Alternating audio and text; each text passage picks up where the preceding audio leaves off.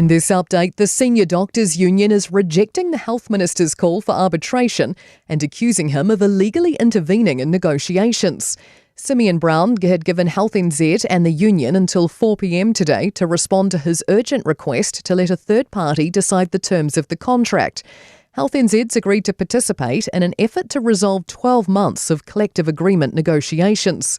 The Association of Salaried Medical Specialists says the minister's actions are highly unusual and breach employment law. It now wants assurances from Prime Minister Christopher Luxon to stop Brown intervening. Simeon Brown's office has been approached for comment. A Melbourne court's denied bail for a New Zealand-born neo-Nazi leader. Lachlan Rennie has more. The National Socialist Network leader, Thomas Sowell, is facing 25 offences, including an alleged attack with 30 others on an Aboriginal protest site. He was arrested earlier this week after gatecrashing a press conference with Victorian Premier Jacinta Allen. The court heard members of the white nationalist group are accused of holding down occupants of the camp before kicking and punching them. More than 100,000 people have signed a petition for Sewell to be deported to New Zealand. The government's moves to address a rise in rough sleeping is proving promising for Auckland City locals. It's announced 5 steps, including an expansion to the Housing First program and a $10 million boost to support services. The government will also encourage MSD to use greater discretion for emergency housing application assessments. Heart of the City Chief Executive, Viv Beck, says it's good news, especially for Housing First. We know the model works. It's about placing people thoughtfully and providing the right support. We're pleased that the support is being given to the program. The Defence Force is appealing a former soldier's recent espionage sentence, calling it manifestly inadequate. The man, who had links to several far-right groups, was sentenced last month to 2 years in military detention and dismissed from service. And that's news. To sport, and the All Blacks have held their captain's run at Eden Park ahead of tomorrow's massive rugby championship test against the Springboks. Meanwhile, South Africa's coach, Rassie Erasmus, believes their hosts will rediscover their mojo under the high ball after some error-prone displays in the loss in Argentina. He says it can click into place very quickly. The moment they feel the high ball, they get that pass away, they score tries from it. So you get to sometimes in a hole of a certain part of your game, and then you just need a little spark, and Will Jordan catch one and gets the offload away. A third straight US Tennis Open final for defending women's singles champion Aryna Sabalenka. The Belarusians beaten American Jessica Pegula in 3 sets in the semis. And that's sport. I'm Scarlett Swetanovic. Ua na ole Radio Samoa se furulima iwa toru a mo e tautuaina o e ilangungana fitua so le vai aso. Beta Drive Doctors i le taulanga whaatau i mangele whaapea manrua. O le vainga o so ngase pe amana o mia. E whaatino e fo i matuipui o le whana witi. O tuipui le COVID is fluiva mo i lātou e sfuluan tausanga malunga atu. Whaapea matuipui o le flu. Wala au telefoni, 255-25 mo so wanoe whaatino e nei au nanga. O fisa whamai i mangele i taftafane o le McDonald. Amanrewa e taftafane o le Whaletusi po le Public Library.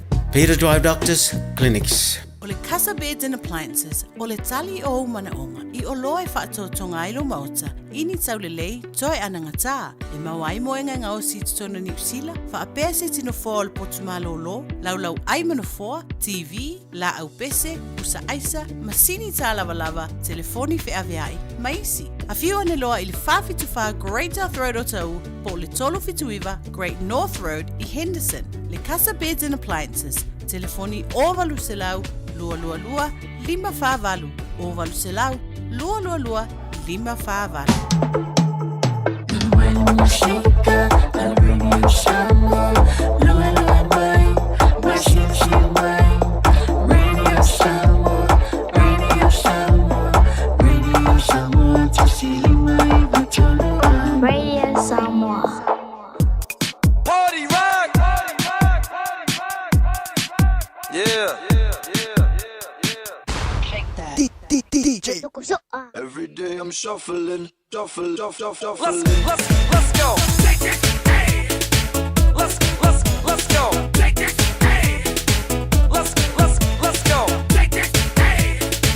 Let's go. Take it, hey. Let's go. Aya tu ipe ayo le fatipa mai o. Oliva una tata amase solo lleva. Tasila ba ole mate.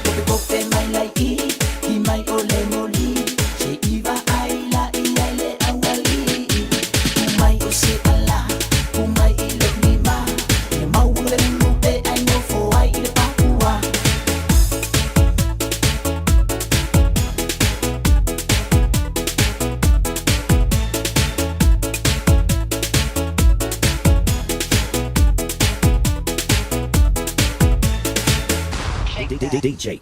Every day I'm shuffling, shuffling. Attaining some things I see. Even if I need it, they say you see now. Woman, you know when I need it, I get some. When man, you may not wait me, I'm no see now. Since you attaining some things I see. Even if I need it, they say you see now. Woman, you know when I need it, I get some.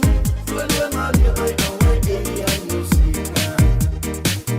If I let you know, let go, I see Christy set you the party. I'm killing Sam oh my, I know. Let go, I see Christy set you the party. I'm killing Sam oh my, I know.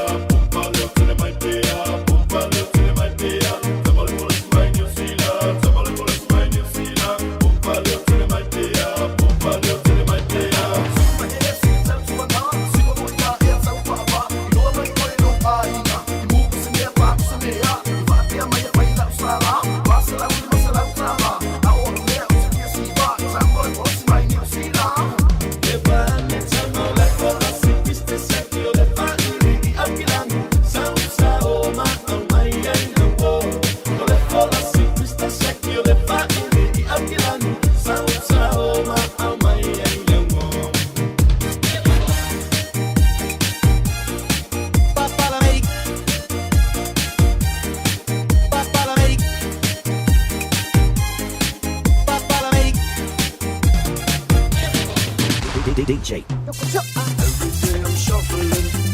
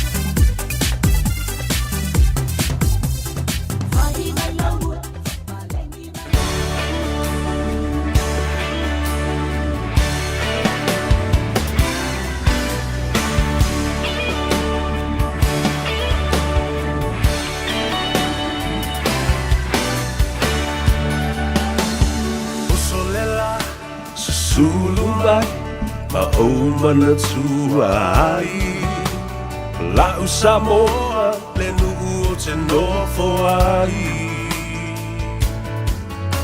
Pe wha pe whea Na galo atu oi le vai Samoa O le penina o te fia i ai. O solela susulu mai ma o mana tuai. La Samoa le uku o se lofo ai. Pe wha pe whea na ngalo atu o e lewa ai. Samoa o le penina o te fia i ai. Hangi mai se matangi se momoli atu ai. No ua lo fai la Samoa matalasi. Hangi mai se matangi e momoli atu ai. No ua lo fai la Samoa matalasi.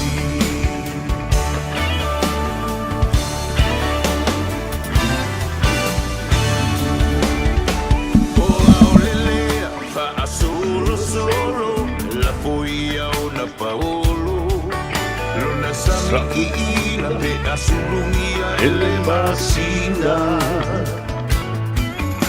pe wha pe whea na ngalo atu oe a ita Samoa o le penina oe o le vasa Pasifika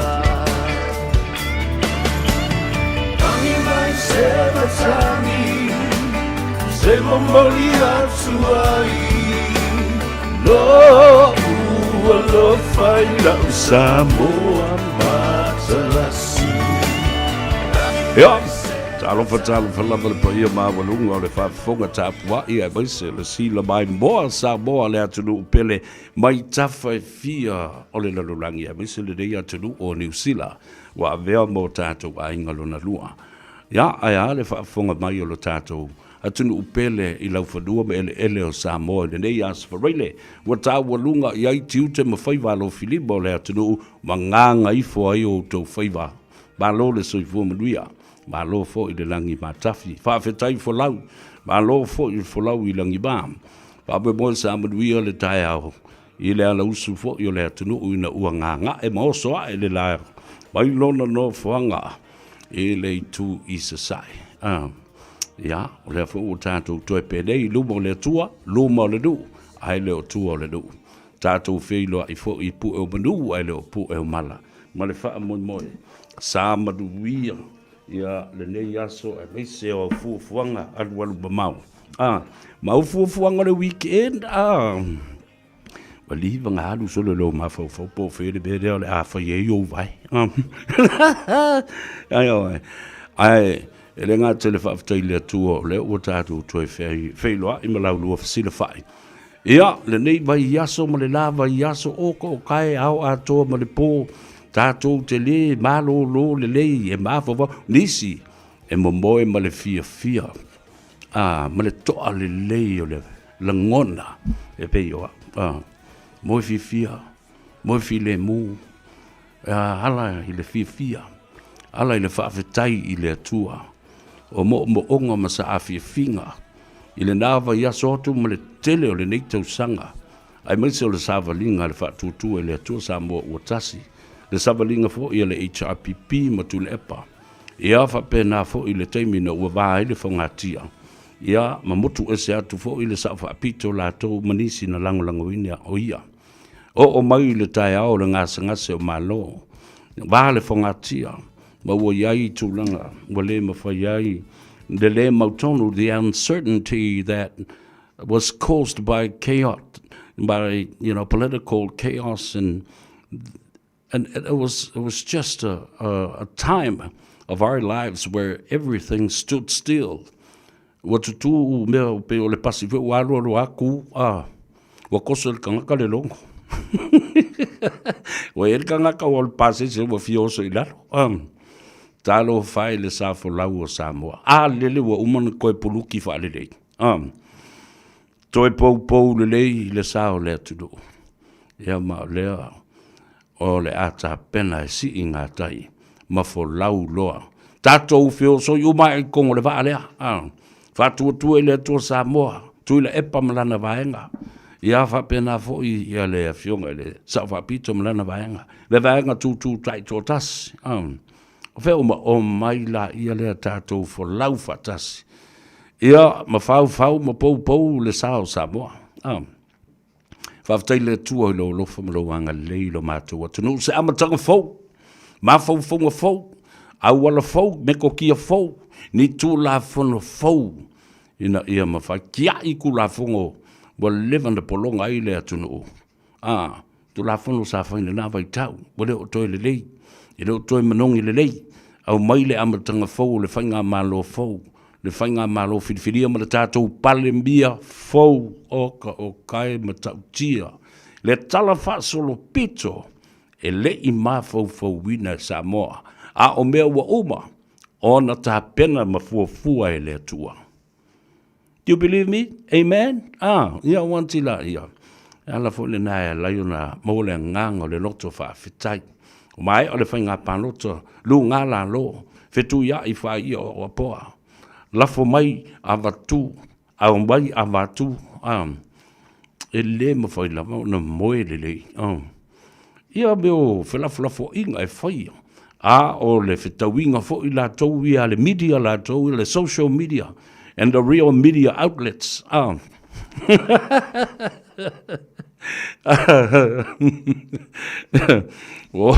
ai wala lango whaatasi le lato media e momori le savale. Ala auri mare whaatutu e le atu sa mo watas. O ai fo i le si vaenga uofo e le lango i o tulepa. Le ese senga le nā. O le whao ngā ina. O digital and technology nowadays. It doesn't change anything. What has changed and the narrative has shifted is because of media personnel. Ata mamai o te ngata I e whaia campaigns nei. O le lato ngana e whao ngā. E ki liwa ai mo momori e le savali. Pe onga po le alava le tūlanga.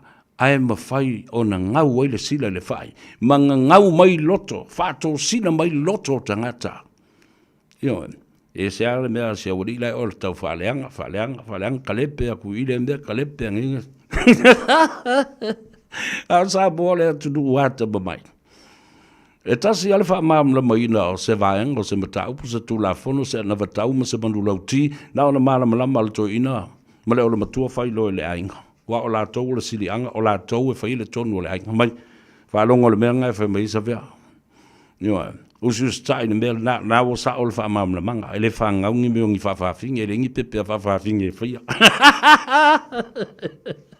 whaia. Ta lolo pa ia mo mamalu Samoa. Mamalu ma pa ia wha le malo, mamalu fo I ma pa ia wha le anga nuu. Ia mawalunga sa vi inga le tua. E momoli e ana au na tofi whata whaitauranga e fia. Ele ngātou I lea, le pa ia mawalunga o le ainga sa le vi tawha e fia o le lalurangi o le outou. Ta se e ai o le ngāruenga le tua. Mātou mana tua fo I outou, wa o lo outou tatalo mo I mātou. Ele ai ase ta ngata e le tatalo, ina ia whamanuia au na pa ia le tua. Whaftai tatalo. A matatu, ia le whaatalo fo I tabam tina mātutua o le atunu, tu asin sina, o whea lava o lo e whaafonga mai ai. Ofo lo whaatu le atau sa versa Iuli, ia te oe, ia ma le wha moe, sa le lei mamanuia le nei aso I lau whaalongo. Tātou a matambea I le tala sili o na fia I nai minute ua tuna I atu nei, a o le imae a, le au nanga le wtalainga ia whonga mua, ia pa o le tofafo ia se umanu Francis Ioane. Le nā, le au nanga ma le tautua a le fionga, I le komsina o whainga palota. Le fionga le whasina tole foa, tuia whelolo, Alexander John Stanley Malona Officer, outstanding, beautiful work. Thank you for your service. O nei lava I le uli na momoli I lo ma le lipoti, alo ia ale a fionga, I le komsino whainga palota. Momoli sao I a ao, o le whainau tusi, ma le fionga le au mamalu o le malo. Lea whatoa umanei o na saini, Oka. Toa uma nei o na saini lana fionga lea mo malu o le malo. Io, ia, lea la. O saini ua faa maonia i le tula fono ia sui fai pule e 50 fatasi ai maletasi. E ai ia le i tumalo faleata le lua le le i faia sana palota. But all the 50 other seats have been legally declared by the head of states. Oh my goodness. Awhitai le tua i lo alofa mlauanga lele. E whiu umatangata ia, e la langa mawhawhau nisi mei to atu any conspiracy theory to hold back the swearing-in ceremony for the 18th Parliament of Samoa. E le mawhai. Yo, e whaau wau e le tua ana fuafuanga. E le ai seisi e tū ma te tee i ai. Vai ai. I ngā luenga ua whaia le nganga o le tua mumusuia lol komsina saini ave le tātou risi. Tau nuu ia ao le ao le malo, saini le ao le malo. Ana nei. Ao le tatala no whatua umana saini lau i lunga upenga tawhaifale ale. Le tawhailangi fo i ale malo. Ioi. Oka se nganga fia ma le nganga whaafetai. 50 i tō malo. O le a saunoa mai le fionga i le au malo le malo au mai se malilenga. I le aso ma le tai au. O le a poto ai mori futiafu e tasi. Poto ai le pale mede. I le malai o le whautu ngā tangi. Ngā utu ai loi mata ma loi fonga pa u o Samoa. O na whailo lea i le whangatia ma wha manusina le aso. O le a whaia ai le whaatautonga ma le ulua i whono le paia inga lona sifuru ma le wano. Thank you, Lord. Ia vi ia lava oe le atua. I mea upito lunga wa e whaia mo Samoa. Ma tali mai le tatalo wa i atau. Ana po, sa ufa aftai le tūlanga fo lea ole. Wa uma le whaitaunga le panota. To e alo ia le whaitaunga le panota. Ma o tilo atu i mea lo whawhau mai pēa. E isi tangata ua whaia ina le panota. Ma le toi tū la i mai ia le lātou whainga malo, ma le lātou waenga whao whai. Te le tau whai atu po ai waenga whao whai e utala no atu wai. Ao le whawhaunga, whai mai e o watu le lua se fulu ia whaam sinonga, masu, matangi e ave. Ana nawhina o whai atu ai whaalongo le lei mai. Awa, o le mea le tupu, le tautala noa mai ai. Awa, ne i wha malosia ma tū lei oe, ma laua i a tatau, e te alua i whaisautangi ai te loa, e te le ngā whatia awai le aini au wha maoninga, le aini wha maumaunga, le aini ata, le aini moli mau a whaatuatua ina. Ia, pauni moli mau wa uma ona whaatautua ina, masaini. Sworn in affidavit report, statements. Awai te loa le leile mea le atupu i atu oe. O le nā ua tawa nau oe.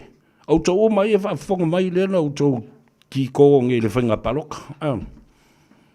Au ni tawa nau ina oe. Ma wha malosia whaisa o au i atu le epa ma whantoe ma leala. Malili e au tau. E le avesa utangi. Leanga au te le ngā whatia. O le a awatu nei e le ingi au wha maumaunga. O me ia mai nei na au tala sala e se amatala e sala lau e fatu e tangata. Ai e te au e le whaisa au tangi. Ia whai i whela nā tangi o te whaia ina. E ono awhi o tōngia o le wha amsinonga. Ai lima awhi pes fulu awhi o tōngia i loia. O whea mea la ama ine i tupe. E ini tupe le i chapipi te tōngia i pēa whaile nei tangi.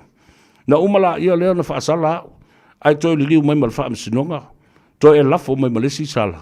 E lima tausanga, ile se fulu tausanga, e lua pae inga e te le toi anga waa ai, e veo o se sui tau waa. La le bea la afai.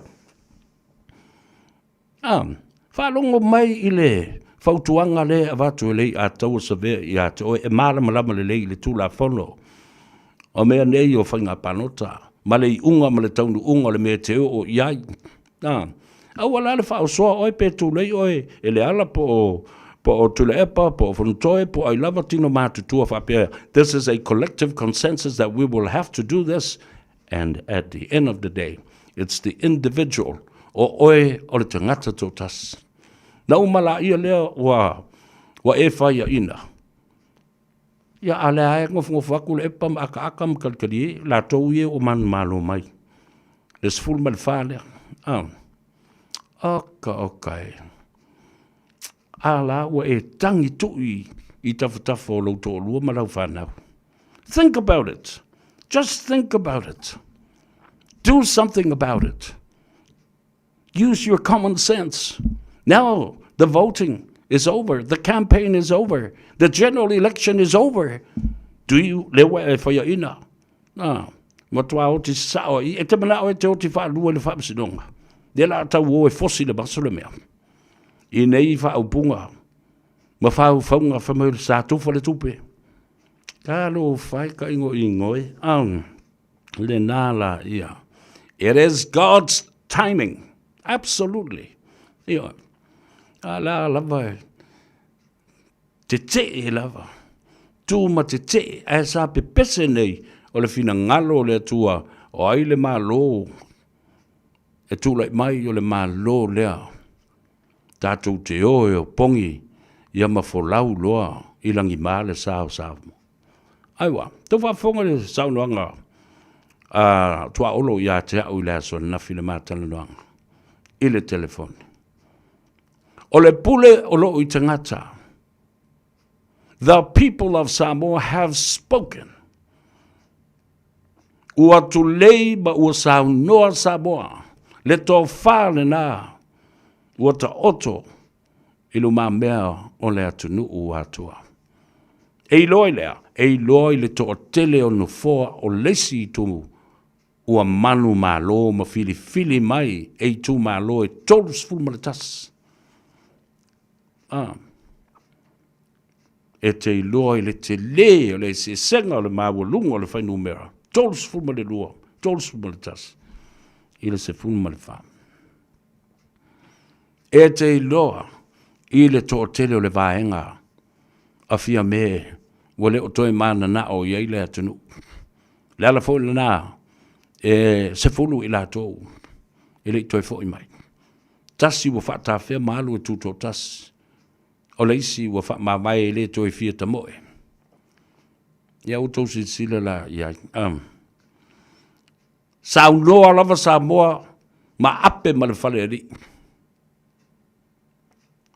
Lena, ia utou talia ina ma ia utou whaalo alongia. Le tō wha ma le fina ngalo Samoa ua whaalia. So ia tau te tau whai te te. Ma whaoloa tau ala ngona ma manatu o tangata. This is our time for the healing process to start. O le teimi o le whaamawhanwhananga ma le teimi ina ia mawhai ai o na toi fo ala mea le whina ngalo mawhatia o tangata. Aisea. Some leaders of some political parties have failed miserably to cater for these people that followed them. Yoe. Wamatua to I lalo lava. I le tūlanga o le whātaunu uina. O lātou tiute. Ina ia lava le tāpenanga mo le pānota. Ia ki liva le lātou anawa tau mō tangata I e sā muli ta iai. Le la o leise mea o tū maa. Le se kola, le se pelenga, le ai se... Le ropora ai se mea lawa. Ta tau tau wha, tō ese I tangata ia. Tau wha malulu I le au lango ma le au tāpua I le HRPP.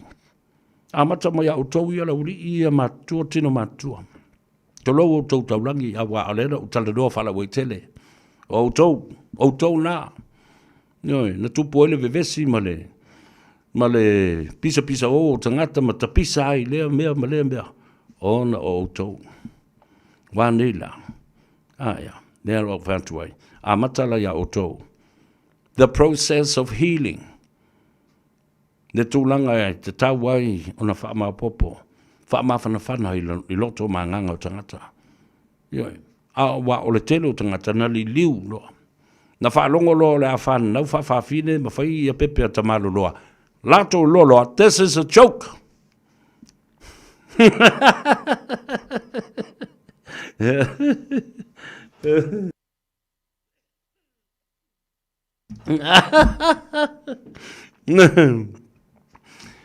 Ana toi whaleanga e o tau, le hai a sisi na whaleanga a tau ana whatau. Lo ka kukau ke o mai lo kau ke a maka loa. Po le nganga i fo whaiva, ia po le tano awa, tātou te tali e, ma toi tilo i mea sa tutupu, o upu o tangata na whai. Ua pein tangata fo i lea, ua pule au ia Samoa. The ACC e toi papa i ai, the untouchables. What now? Ma o le so, au whaafonga mai lau a fionga. I le komisina o whainga panota. O te whaafetai i lau a fionga. Tolo pulou ia te oe. Fo fola atu lo fatu. E momoli atu ai sa whiwhinga o le nganga whaafetai i lau a fionga. Sa o mata atu le tutulu. Ono le momombo lo loto i le lofa i lau au whainga luenga. Tua ia lau au whainga luenga. Ta uleanga ina si au whainga luenga. It's a human error. It happens to everybody. It's such a huge number to be in control of. You can't have 4 or 6 eyes to look at each and every one of them. Thousands of them. Talo whai. And you, as the commissioner of the Electoral Commission's office, you took it on to yourself. Na e tau ave nei ti ngā, ma le tau leanga ina, o lau ofisa ma lau mtanga luenga, ma lau awhainga luenga. Ua e sa pai whatua ele mawhafa maamo.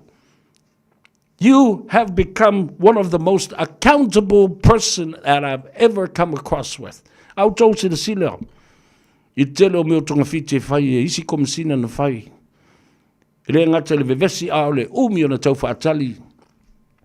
O na whai tau, mai lo ai po ai, le whai pule ua malo i. Fiu fo i le ao le malo i whaatalitali mai isi taimi, se i vave ia na avatu. Ai ale mea le na whai le tai ao le nei. Le uli le nei. Whatoa uma na whai a lau press conference. Ai e toi mi milo mai wha mau popo. Le lisi a toa e 5 Whatasi ei male. Male tangata e tasi e le whaila na palota. Mo moli alo ia lo i le fionga le malu le malo. Saini fo i le fionga le malu le malo. Whawhetai i lau fionga i le tama ainga. E te le i toe vatu toe ta tia ma tuu i au tafa o lau. Whai loa le mea ua. Whina ngalo i ai le atunu ma musu i hai le nganga o le tua. This is all part of the process of the healing process for the people of Samoa. And especially those people who were let down by their leaders. Yeah. Lost out. Big time. No kola. Ai over mai ia na matu vava ai tu pe limba. Na vanga I ta ofi ta vale lungo le awala ma fatala no ma tu ele tupe. Na o le hearsay na o meu masal salonga le ai ni videos le ai ni ata le ai ni mo li mautus tu sia fatautoina. Those are sworn in affidavits, statements, testimonies and witnesses. Ia pe aku yanga me soli. But you want to drag out this fight. And I'm telling you, it doesn't look good for you.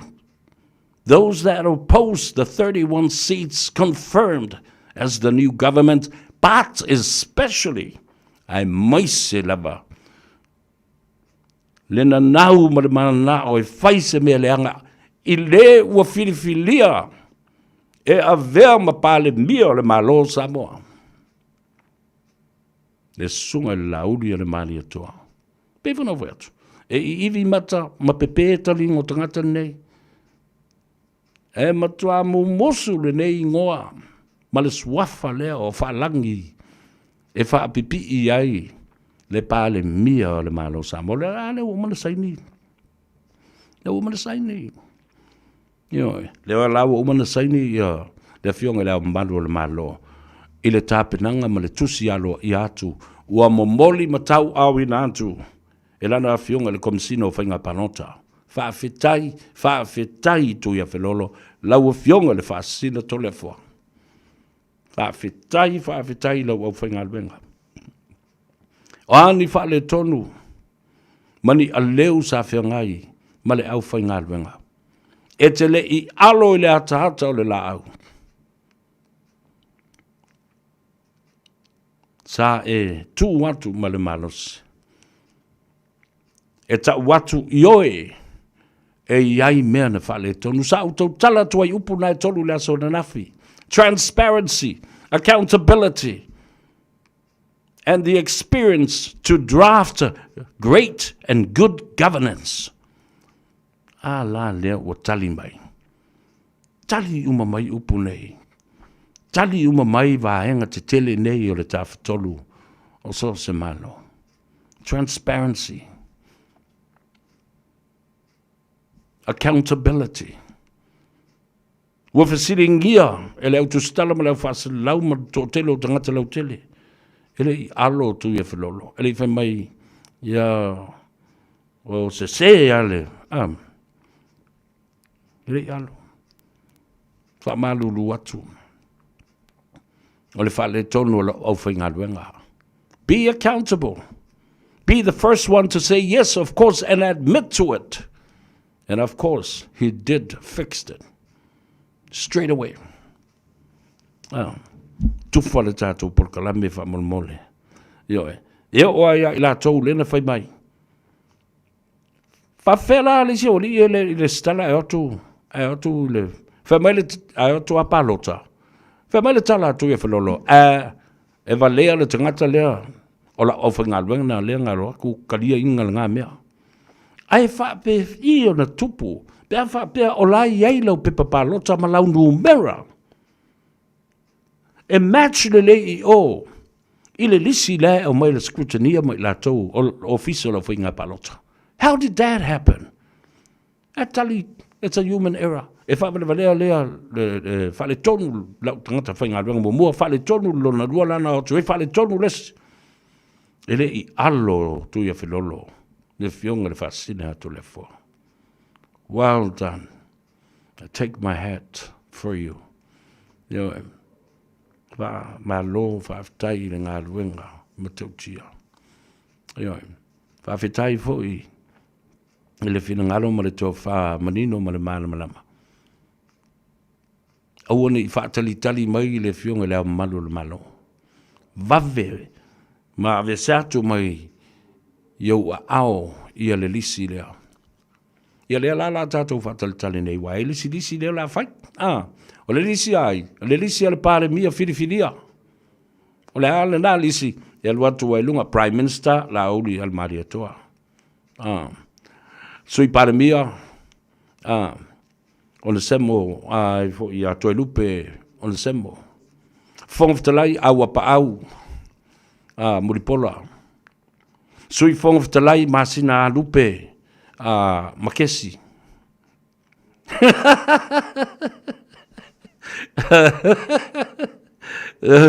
o to va ai le melon alesi sui pale bien luo sui pale bien na tu ina le fionga to lupe ya mara fionga ya to ala terra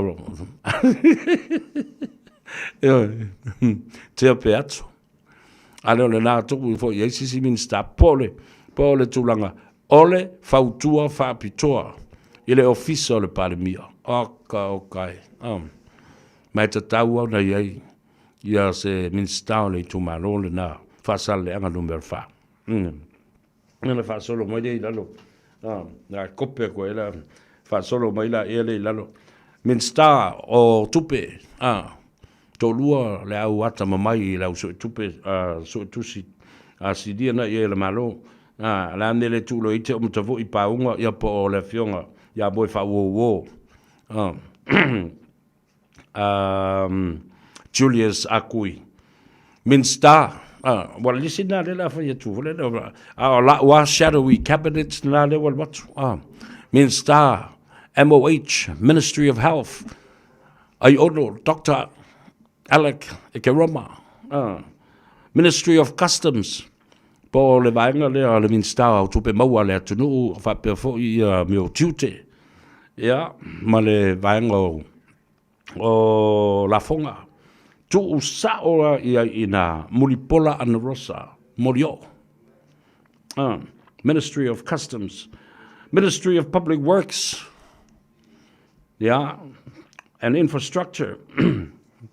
Le te auto I sa I umana watula I lea ai sa umanatu e tu e na telefono David Hunter ai te uto e suilo mafo fa pelanga o ia lea sa CEO o matanga luenga fatoanga ma whainga whaiva. Ta tau lau no toi tu sao lava iai. A vea ma minister na Ministry of Fisheries and Agriculture. Yo, ni noi mai lalo, minister o leo, tu sao lava iai. Ale vena, ale.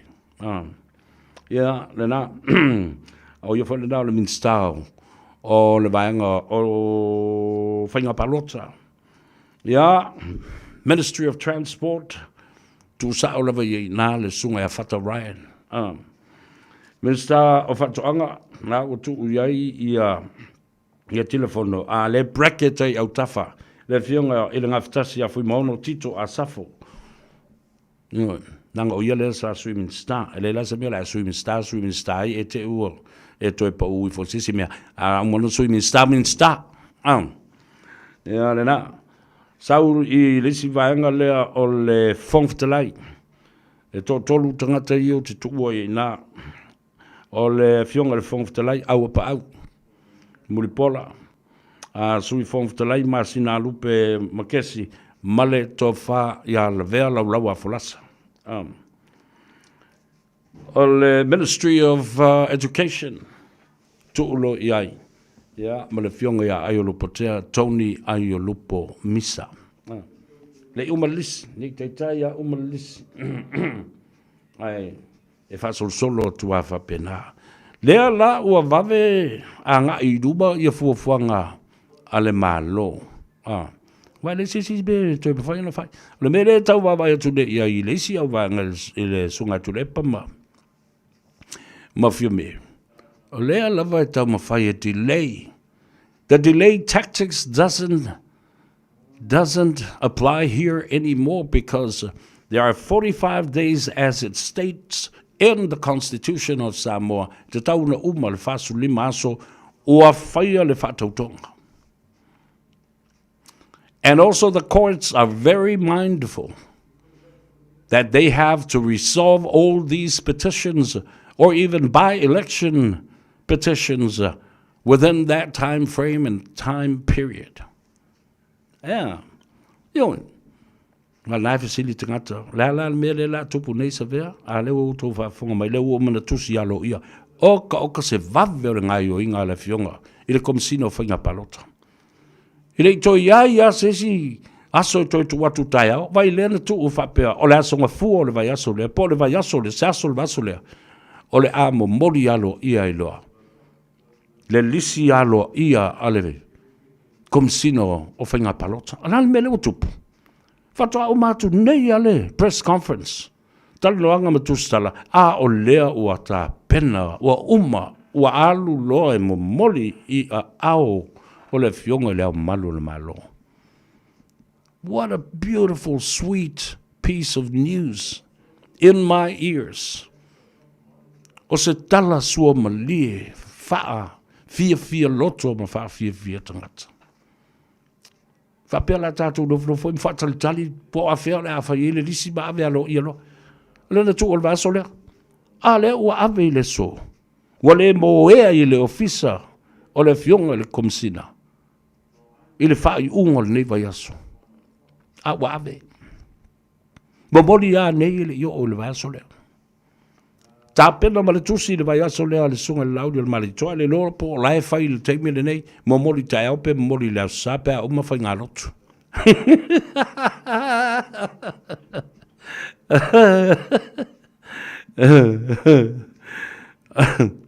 Yeah.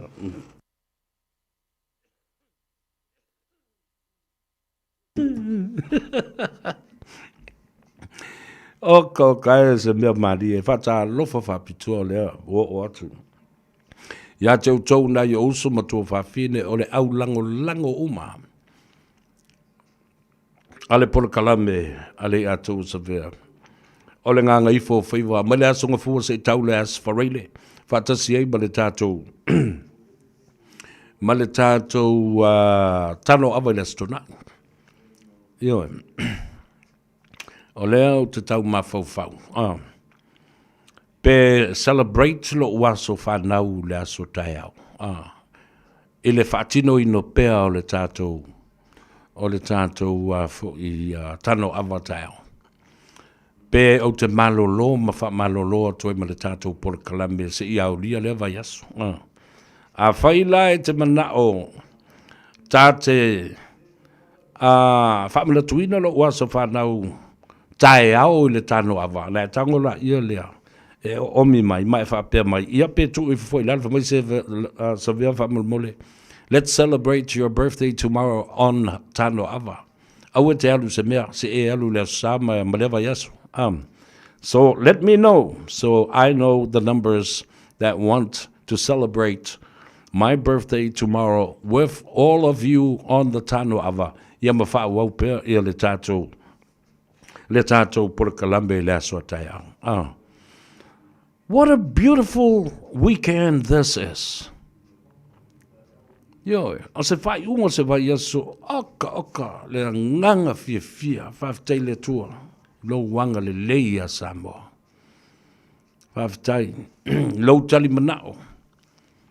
Yo, le na, Bevan Kane, talofa from Apia Samoa, talofa lava malo se fumanuia. Auto uma uso motua whawhine pa anga totino. I lunga o le tātou Facebook page, e whapea fōi, i le tātou YouTube channel, whawhitai atu.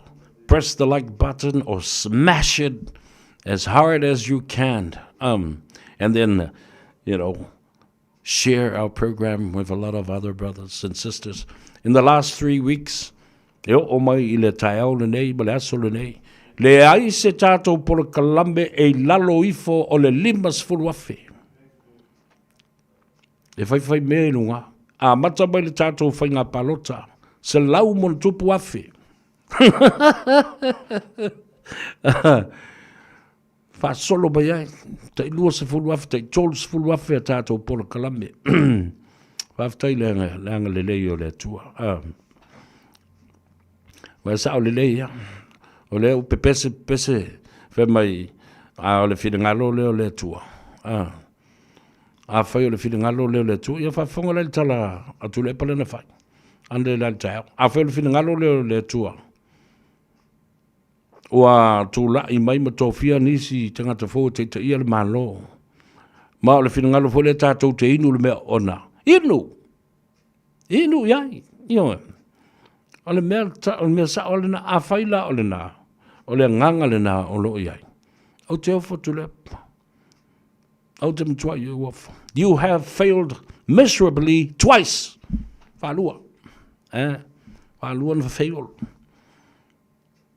Unable to save and resurrect your political party, HRPP.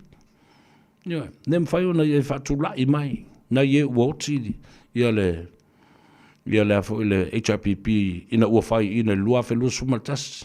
Ne o toi whai foi. A repetition of the same fate in 2021. And tō mai ia lau tō vāwa ai e le olo palanga le lau loa inge le HRPP. What happened? Oile wa. Oile wa makapongi I de bede. Ia la. Si vale passe talo falava. Watching you from Long Beach, California. Oh, Maua Sale, Talafalava, watching from Tacoma, Seattle, Washington. Yeah. Oh, that's enough. Manapo, Lena Batua, Famai Senga, ile tuo le malo, le tinamatua, le fionga ya. Sawi Malai, Christina. Tavui, Leota Peter Strickland. Ina Tacoma, Seattle, Washington, ia, elem fai lava o na tuai, mo onga lelei, malo whaanga I lawa fionga, Leota Tavui, Peter Strickland, male whanau whanonoa, ainga na lua, Paolo Mangafa, Sili Langi, Ti langi ni nili mani langi sili, ia wā le fionga ia sau malai. Ia, whapea foi. Le kalesia ma le warota sa tautua, ia le kalesia Yesu Keriso, lau paio a sangatai, o I lato umo e manatua le neitina. Ia, o tātou alo whaanga mulipona, ma wha mai senga, ma wha ma whanwhananga. Ia te oe le tamā, misia fo I le tele o teimi tā te tala no ai, o te tatalo, a whai ua, wala au le atua le tinao le ainga. Ia, a fio ia. Le fionga a sau I malai Christina, I le langi, ma ave ni ngase mani wha le tonu o lau fionga, tavo I leota, Peter Strickland, ia mani tātou mai uma. Ia, whatalo whatu. Luma pauli ma lola sa Maria, o Lepa, Malaysia, yeah, watching you from Sydney, Australia. Yeah, whatalo whatu fo, yeah, Ivona Love Junior, whaso tau loa, wa lola sa Maria brother, aso vale taua I tua. Yeah, whapea fo I oile whamea, lea taua. Alo severa, tātou wō uma ai tāpua I le fast, kalo whai. Ia, Lucia Pesamino Filia, tālu whalava, malo le soifo manuia, Lema Fido, Senga Vau, ia, tālu whalava, Ulu Laupau, ia, whapea fo I pu lou Fausia Lio, o Virginia Denau, ia, pu lou Fausia Lio, o le tamaitai o Mav Attack, Radio Samoa not working in Australia. Yes, of course. It works in Australia. And also, you can just get on Radio Samoa platform and Facebook page as well as the YouTube channel. It's God's timing. Pelenga. O ia polonga leupena o nasa. Talofa malot se fumria. Aftai I le amana I fo I le tātou porklame ma le taliaina o le leo le atou savea I te tonu o lau tāwale, te tonu o lau fale, o le fale whai ngā luenga, po whea lava. Io se whatu lau wano, ia, whatalo whatu I tātou ainga umalawa I le loa I Hamiltone, whapea fo I a seo tō whine ia ainga e whao Samoa ma le Leo Gerard, ia masia la whanau, whatalo whatu I tātou ainga umalawa I Hamilton, whamai. Ia, watu le whamalo ma whaamurianga mo le komsino whainga palota. Ia, le lei, ia fo le outou whafonga mai o whaia o masui o le tātou. Sa o ia vena ale, whamai no kola can. Awa whaila, o la wanga la rai le si tūwai. E te tau fo o la lātou o nusai. Ia malatou talitali malu ai awa o le mea le na pisa ai ma o e whaine I whaasalalauga.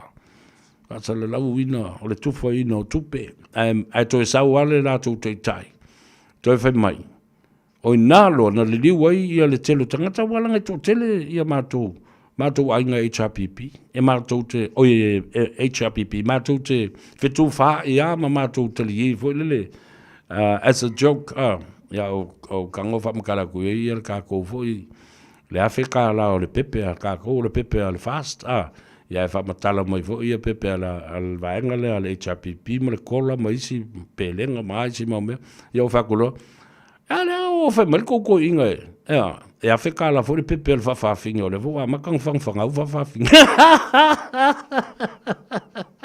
Wa whangwhangau foi mama I kōka malo lola kou ia wātu whawhonga le tenu. O le kakali e, they wrecked it.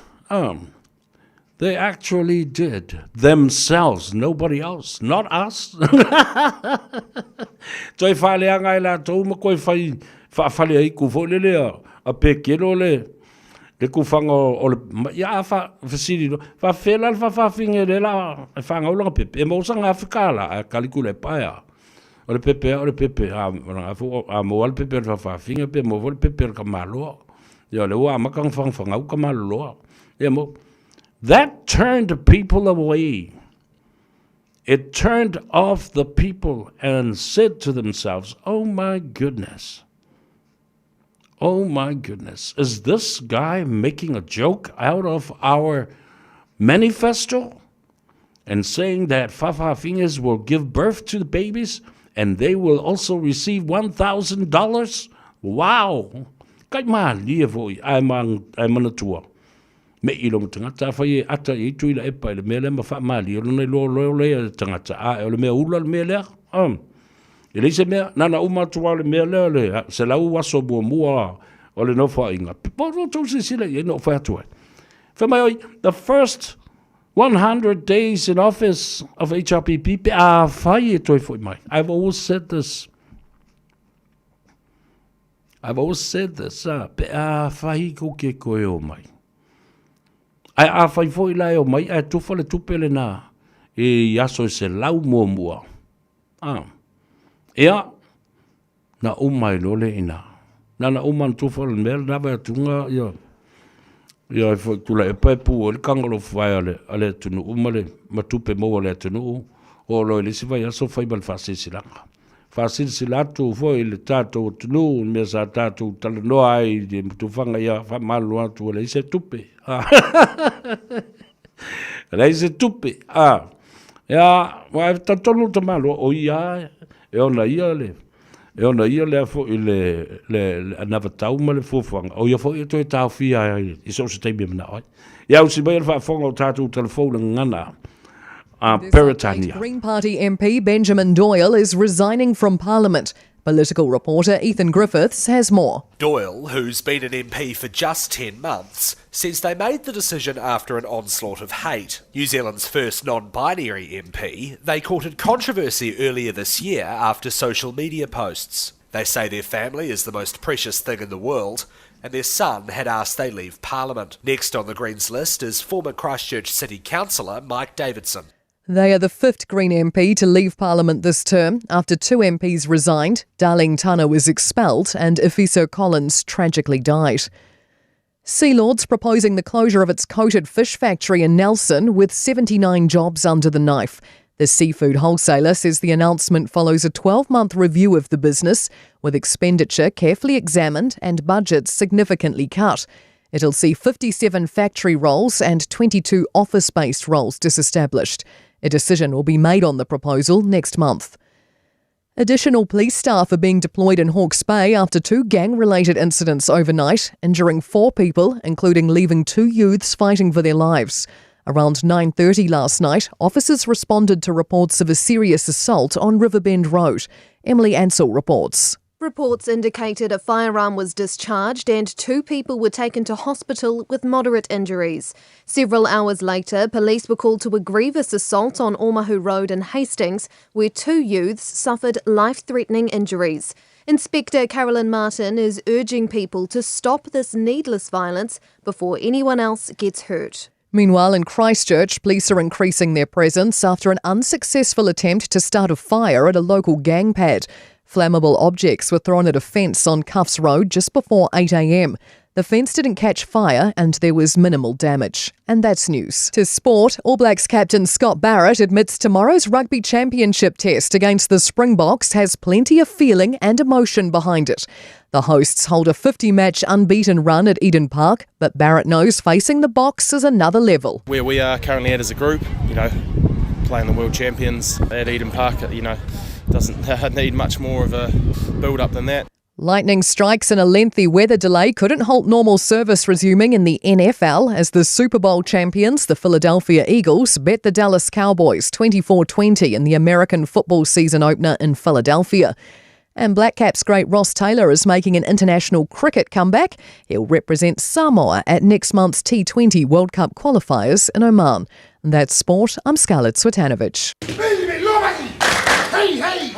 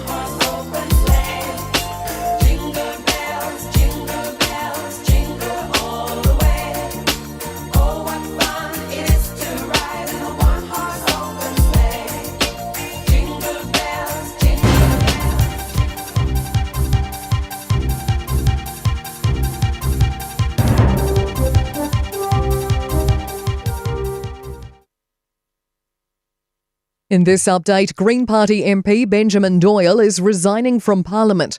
Political reporter Ethan Griffiths has more. Doyle, who's been an MP for just 10 months, says they made the decision after an onslaught of hate. New Zealand's first non-binary MP, they courted controversy earlier this year after social media posts. They say their family is the most precious thing in the world, and their son had asked they leave Parliament. Next on the Greens list is former Christchurch City Councillor Mike Davidson.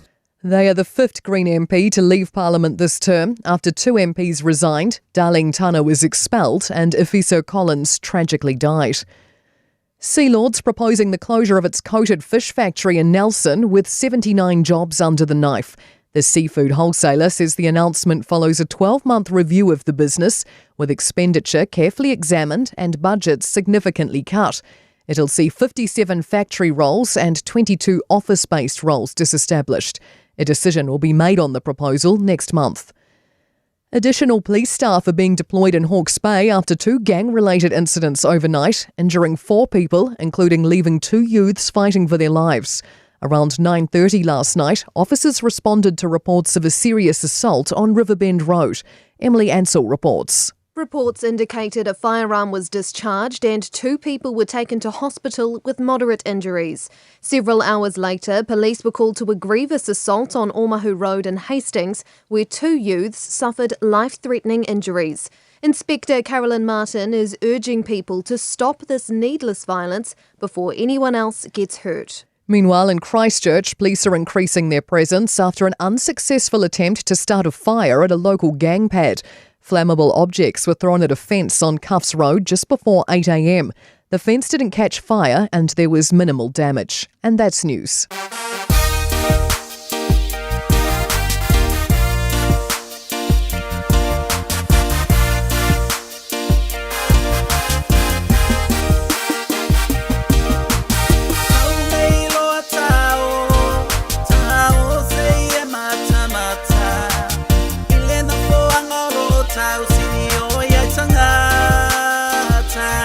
Ia le na whawhiawhianga sui whiwhiloi o le manawa o ngā luenga. Mata walunga fo I tiu te o le nei mai aso o le nei aso whareile. Whatalo whātu I Amerika Samoa. Tuila mamanua. Leo te wawa ai o lo mai moa mai eile tō tele whatalo whātu I te utou. Ia whapena fo I la tō mai moa mai I le malo tele o Amerika San Francisco. Ia whapena fo I Alaska. Malo whaptai le mafuta mai. Leone Mikaele from Alaska watching you. Ivale watching from American Samoa. There's another American Samoan fan that I was watching. Yes, Mo Ngaluali Tausanga Talo for lava. Malo Soifu. We are welcome to Ngangai for favor in the for yes for really. I hope your family is well in American Samoa. John Reed watching you from Arlington, Texas. Talo fai malo soifu. I know a lot of our Texas friends and Samoan families in Texas. Fatalo fatu. Yeah. Franco Silio la ei malo soifu manduia. Matawa nonu. Oi leve mai. Soifu manduia severa. Matamatatu Hamilton. Maria lava fo I stoina tulepa ua ngalo me fati ai ua mai fo ngase stoina la toia o Evangelist Rarotonga Miti talo falava malole soifo manuia ia ola tatu wo tale pesele fa manuia tu ia te uto u malava olo mafuta mai ilunga ole tatu awala o wanga I le fale ia vai e fa lua le linda tau la vela o ta vale nei la saule ngaluenga o valonga atu e wa kokolo ange se me pese pili fo le I lo fakafaka wa mato I oso malo fali I tu malo fe o va pelo malo tala ai u fia maka la le ka valele au titilo tu ai tangata ai fa pe mai limo stamp Alona winga. Olafa mai. Sorry, sir. Was it say no? Yeah. No fala ele. Ai ko el wange fo le skavale. Kau pingi o ilum. Ava kung ole au le le il ka mai ka ilenga fa pe Ke sau maro o le leo ke la koi mili o kali. But what I'm saying, the moral of the story is, ono sai, I lunga le ala tele. Aua lava ni I whaososoida oe le fili tupu oe le pisa, wa lava le vale tasi lunga le awala. E lua loa vale, iana I lolola ia le o le whetau I le me fusu loma vale lunga le awala. Ai maka kanka, ia kiri po loka ai le mea. Ai otu marisi au whai te tala. Ia wa tapu e fo lele ia le. Tapu e iaka. Po loka ai mele awala. Ai tau walof. Oni fini mea whapena. Ia ono sai ma la papale tu ua no foi na isi foi tangata e te dei loa po le ale frustration lai le mawhau le nā tangata ia po wakuri ai foi malanga luenga e le aso maria na o watu lunga I manukau ai alwange lo malka vale oi sa vale I folo malo matua ele e lo mole e tinga lava ona I loe leo se mea kolosi ai I se tangata. A lea lava la kolosi fai ana tūle lei ala o tavale. Au whakoi, hurry up! Ai wha mai. A tūle lo matua ma titilo mai tua wha mai. Wow, sa vea, let's go a wala e. Ai kali mai whasa mua. Au ke o fupo febe no me ia lo matua tale pese le mo o tau I lunga le ala tele ia le au avita vale o malava loli pasi ia va pe vo I le train tato pailate ave valele e le tina na taisia taisenga o lo fa fonga mai Wellington fa talo fatu le ato savea ia te oe ia masio to ainga mai sene no falo o lo to mafuta ina ia ma tato ainga malava Wellington le no mua mai se fo I le fionga I le komisina o Samoa lo fionga I le fascina to le foa afa masanga fa matala ia malo o va to mai ta ia Pauline Schmidt fa talo fatu tato por Kalambe fa talo fatu fo I le si fonga o Samoa so fatasi e kala estete ya le afionga ya unga ya po ole sunga fo ya pestata malangi Alex Sekona Fido o le uso ya le ulua ya li o to mua male faletua Joe Smith alo faftai ngaluenga leisa fatino le yaso la tatu wo vai foi se pese fa fide mu wai oilunga le o tele 16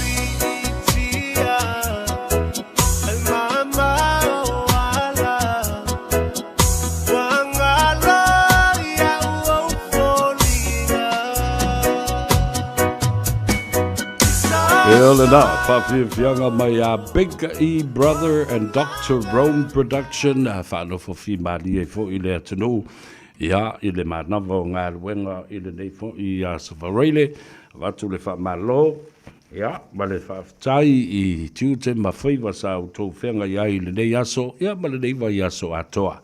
Ina uanganga I for favor there to know. Alo, the Ngadu Fatalofa, E Lunga the Tato up here for Lingam. Loa Pamali, Talo Falava, or So Fatasi and Maureen Tufele watching you from West Valley in Salt Lake City, Utah. Ia whapefo I evangelist Rarotonga Miti, Mauto Umalava. Ia, a lo mafuta mai fo I le nei vaenga, I lungo le tātou apia fo ringa, tufo le tātou polokalame. Ia wale ia mangisi o le au pala au vale ma le au whai upusa. Ai ua fifi le mu uma ma o suongi puongi. Fo le la lafi ai. Ai mai se ale mali. I le vava ai atu le media lea. Atu le epamba li mongi ma fontoe. Le au kuori ia mai Australia ma le siari I le wa inge I o Canada ma. Ma si ungali fo le lua feo a I solo pe ni vale fo I le atunu.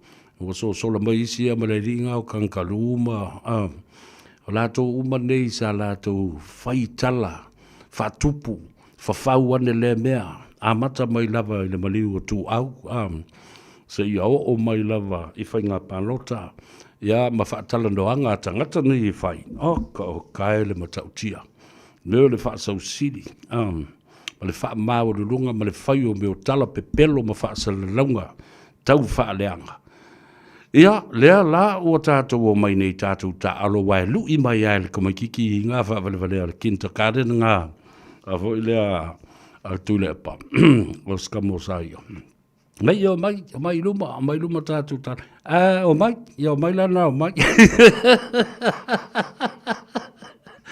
Vai le lu o unu wape nei ina wawa ai atu I tala mai o te I ua ofo I nei mea Fafau ane lea mea whamau o tufa tupe, o tangata na o atu I fafo, o atu o tufa tupe o lato a inga. Sale, ala ala kouwhe au epea kufa kupe kanka I o kui fafo I lato a inga. Ala ave tupe o lato a inga. Ai, ele indi tau wha mau maunga ma mea whapena, e whai o auto. Ai o ai ave nai tangata fo I lea o whai ina mai le palota ale HRPP sui ia na whaori ori mai. Ai o atu fo, toi whai ina ai foi. Toi tau ai Malesi avenga mamafa ma ua faa lungo le nā tangata le lima afe ono afe se fulu afe. Toi faa sala ma le nā sui e le ma fai o na toi alu le whainga palota. I isi pae inga e lua o lo manai. Au tau laria, faa longo le lei mai. Aua lava. Ne I taua na uina ma faa malo sia o tau le maso. Tau te oa I whaina mea. Tau te o toa I tau te iloa. Tau te whaia ina ma toi malolo mai. Le sau I le whainga panota, le manuia mai le whainga panota, toi tūru ma le whaamsenonga, ave le tangi se, ma le tau wha se, ma le mawhau. You're bargaining with your own freedom and so much money to be paid out to the courts and to the winner. And then you get penalized being not able to compete again as a candidate for the next 2 or 3 elections, or 1 or 2 elections as well. That's a lot of time to sit around and hang around and wait around for the next whaingapanota to come. Ia le nā, mai Franco Woia, le wa whaikirisi masi le mera wa whai. Talo whalo tua whina wa tino, ia maltu mai tai o Erelini, ia malole ngā lue nei aso lo whatufu I tātou ta mamatua, ia masoe, ia matui mawalunga, ia leu sofo ia vaisingano mawhauneni. Whatalo whapitoa lawa le sau wha inga a ta mamtina matutua o le whaliu nei le la. Ia, whape nā fo I o tau taitai, ia, le telenga leo moenga, Edwin tele ai Edwin Puni, ia le fionga Tofilau, Esther Tofilau, whapea fo I le fionga ia whpuleai, semi whpuleai, ia ma le whaletua ia sene mauto uma. Ai maise lava, ia nai ta maa, ia matina, ia na whaamanuia ina. E le tātou sit seni New Zealand, nea na tātou whina wai. Ia, matoi whaafo I atu I outou au. Ia mauto tele o malanga mai. O tele iai la I le tātou whaamoemoele na whaatino I le asonga fua, I amantua. O asonga fua mua lava o masina te itasi o le tausanga. Ia e whai e lava le tātou whilo, inga peo no tau masani ai. Ia, o se tūlanga le leile nā, e a ngā i ai o tau le whanau ma ave i ai, ia nā i o tātou mātua. E ewa ma tā whawhawai, whai e le mū, whai e le pele, whai e le swipi, whai e male afo, i male pinko, ia, o mea le lei nā. Ia, manawa i fo i se ea felesi, ia mau ese atu ma le whale le teimi o le tau malulu. Ia, ma mau ai fo i le langona fia, e whailua i atu isi fo i te maam tina mātua, na whaamni eina malaki mai, i le tātou sit seni le nām. Samoa, i lau whaafonga mai i le fiafi le nei, ma o lea fo ua mai alo ia le whainga palota, mai alona whaitaunga luna lua, tu i nātu i a ao o le fionga i le au mamalu o le malo. Le lipoti ma le lisi mai le fionga i le komsina o whainga palota, oka se nganga whaafitai. A o le mea le whaatūtua tu i ai ia se whaamtalanga, o le lu i tauina, o le awali i ia e whetangisi nei. Ma o e tau mawhai, e mombori lea mata upu, tini ngāo na lātou i loa, wana o ni tala e whai atu i tangata, wha oso i lava, ia le ita, ia wha pēnā fo i le tau mawhai e tau i masui, ai tau i masui lea le whaamsinonga, e le vālea le whaamsinonga, e loa le ia le whaamsinonga, tau mea fo ia na whai le lua fe lua sifulmalitas, le fo lātou e watu, it's the same old trick, ia lantou wawa ai e le mea na tūlai mai i whaamsinonga e fitu, o pālota la iti ia sa whai. Ki ngā inga mai le pāloka kele, koe o aku le pāloka le kiki, i whai ngā pālota la iti ia na whai, o le mea e tas. Toi atu i petitions i tono le court, o le mea lava e tas. A le whai la toi whai. Lea au te matua mālama lei, i le tau tonga fiti le nai tau whai. Ina ia tau ma whai e toso ai, ia le umi awane i whaatino ina le whaatautonga, ai mana tua le lei. E le toe wā lea tangata, wa matua tūtū ai le lei i ai la auli ma le vaenga. E tali whaitau atu, o a ni lui o le a au mai le whaamasinonga, ia o hane la ia le iai. O si kou a mio le nai whaina, a waivesiri lo la ia lea o le whaamasino. Because once you file a motion, a lawsuit, or a petition about the election and any bribery during the campaign or during the election period itself, it will all be revealed in front of the courts. Mantua la leo watu nei atu. Se fulu aso ia la watu e a fo i e whaatino ai, ia ma whaulu lautangi. Ia watu uma ni moli mau tustusia, ni wha maoninga, ni wha maumaunga, o ni ata, o ni talanoanga, o a uma me uma, e te tau na watu. Ona, e tusi foi la ia leo oe, le tangata leo alu ave le tangi, e te tau na tau nuu i lima o le tangata le whaasanga i le tangi, e wha i loa i ai, lima aso. O oe leo o whaasanga atu i le mata upu. E te tā pena mai ai. E te tau foi la ona e whai loa i le tangata lea o la e alu e su ma whaasanga i lautangi. Ma tā upu o le soli tu la fono e te manatu wei wa tau mo no mea le tu i nātu le whaamsinonga. A watu la ai lo i lo fo le whaamsinonga le ato o toa le le i lautangi le na watu. I ato mai lo i whafu. Ioe, karianga mai la i le i whafu i le. E leba whai o na toso e le HRPP le whaatautonga po o le tamaitai fo i awhia me. Le whaatautonga le pāle mene mo na sui, le pāle mia fau malana kāpeneta. Mai te tau ai o na whaatino i te tonu o le whaasfulma lima aso e pei o na ngangana i ai le whaavae papa o Samoa. The courts are also very mindful to resolve all these cases within the time frame of 45 days. Ya mana, wow, o malama mai le tātou tunu ule mea le whaia tuai nei. E sau J. Moores, talo whalava uso malolo se fumanuia, ia, Futino, ia, whapea fo ia kopo malaki lepua. Talo whalava malo lepua, malo lausunga le whawhengainga, ia, a fa mai talo fatu lo te lenga savea atu suafa male alo nga lue o lo o mai pea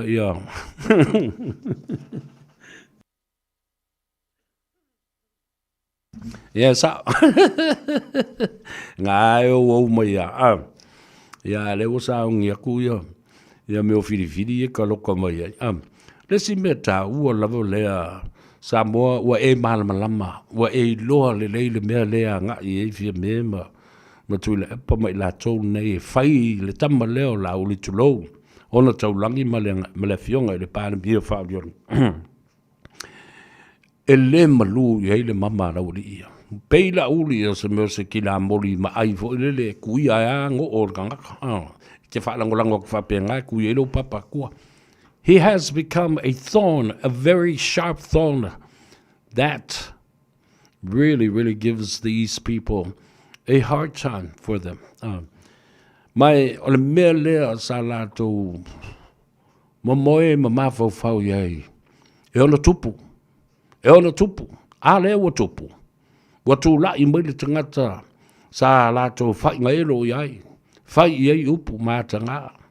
La lau le o le meo le valea, le lau le o sea o ngā māwalunga.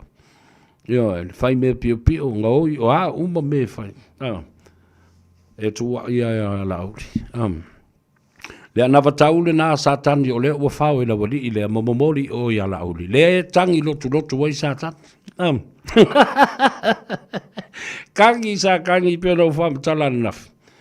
Ua makua kangi sa kangi me whawhiko aironga ulu mare ala. Le whako lo makua, lo ulu ngā wa koko, ngā wa kae, e me koe pepea. Aku ia le lo matu, ai se ala wa e tangi ei. Ma e lili vau, whamai. O whano noa. O tau langi atoa. Mo umamalu ia wa whaoa, e la wali ia le chapipi, ma ave wa wha mamalu ai lauti. Whamele tala lo matua. O la le winga, o la nā tala o whamele o taulangi mo mamalu ia. Whamai tina, e te lei loa, wa e malmalama le lei, e tupu lo se mea leanga, la lava se mea leanga se tamai mea wha pepe o se mea te li wha pena, e tu wa i lava ia tea, o mamalu na, kua i mai asa kang, a la le mea le wafai. Le wa mai la ulia ave e se kule mea ma ave o e wha mamalu e la uti. Lea la, so se mea tupu, wale tua ia sa tani e kua i la uti.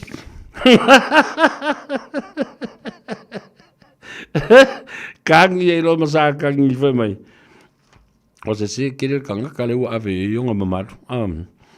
Le na, tarofa mulpola so vala, alo le soifu mwia. O le mea la watula i mai nei. O le fefefe lea wa tete muwai, ia la wari i umai. Le au fau ia. Me tau mawhai e milo mea uma ina ia whātūtū uma.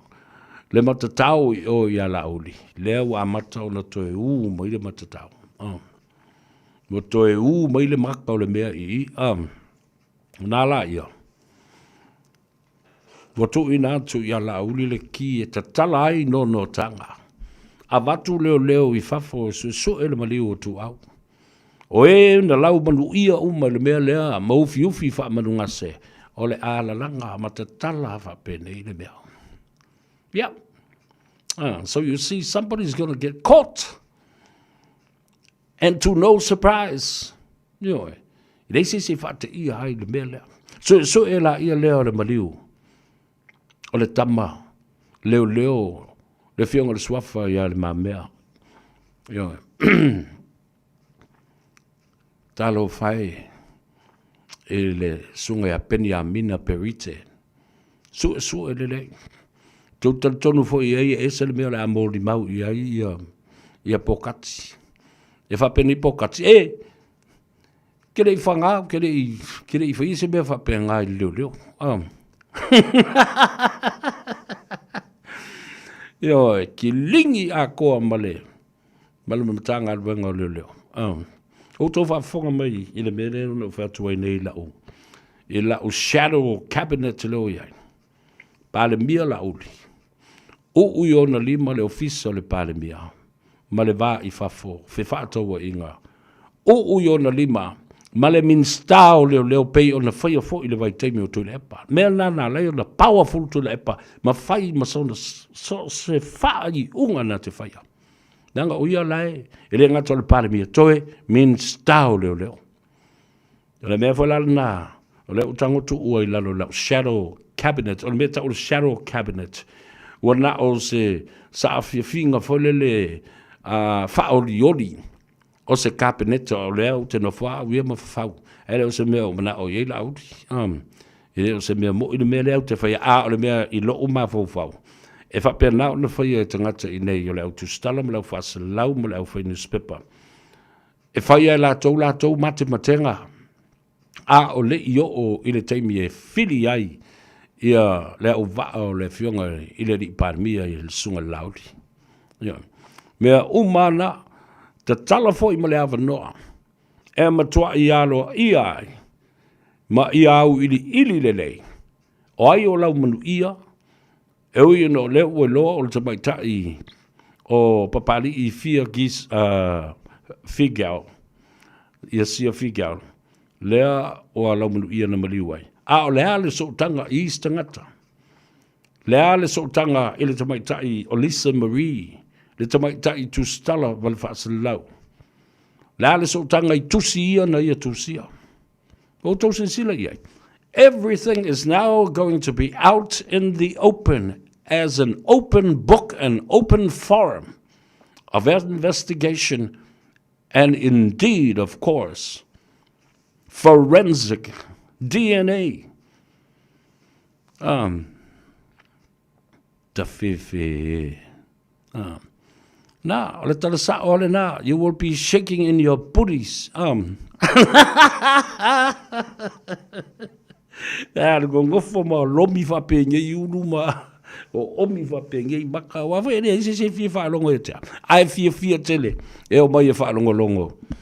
Ile ang yang ye to ale ato se all the time. All the time.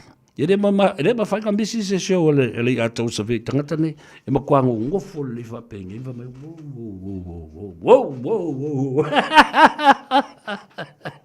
Sale follow you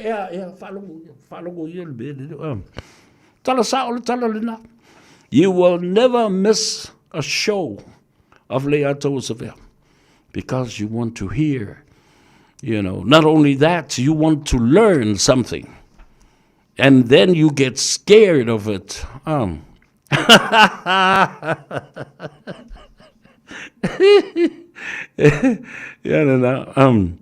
O kemi motunga talo falava. Na wa maka un sola mamai, wa sola o mamai a ole I faia le fatau tonga awa. Na uma le fatau tonga. Ya. Velia kuloma la uli o le e o le malava le. Tau fi uma I fale ungali ile na pawat. Ase mai la se fai fale ia se wa ingai. Ka ofia koi ma le fai avare le o sola mai tasi le data ngat tua ilu le ulu ma do na le tata ngata aka ngaka kuwa I solo le mea tua I tu le mea famina vava ai ave tupe ya pai ma la fai ya la le siang kamanga o le po nga kangalu Wama tua ionge manatu onge mafofonga awa foi le fau fonga le anga safai o lea la wa mata I le unga ua o I ai le panota tua inga po uma me uma no fai atu I le mamalo le atu don't be surprised you will watch Nauli is going to win and he's going to win by 34. Po le tolus fulu fo ino fo. Ale usau. E ovatu wano fo etua. E ovatu le tolus fulu fo e malo mai ai. Ai le isi se. E le isi se. Le ala uso solo mamai le media le nei. Wale lo po le me la fai o nofo til solo wa pe ni me lo fo le va ai mo le song ya tangata I o a wa pe ni ta mai ti fo le wale wa le kapasa wale lo po fe me e pipi e pe fa si no ya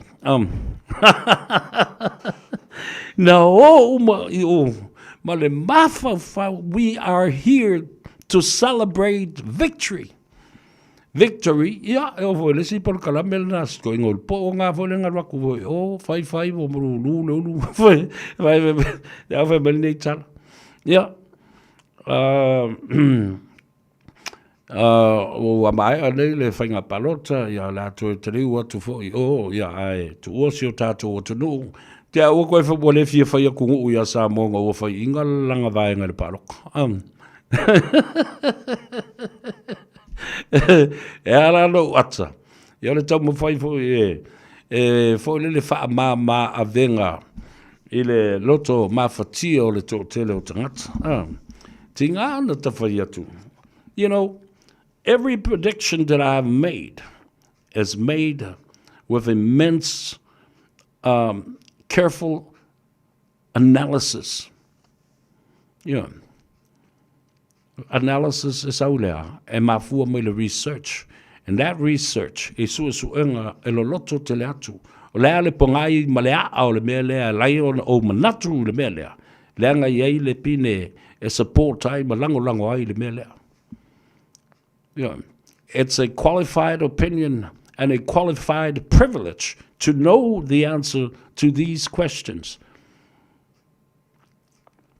alo vanga yo e whatata e lunga a wafoi, o le tala lawe whalongoi, le whelelei mai lunga.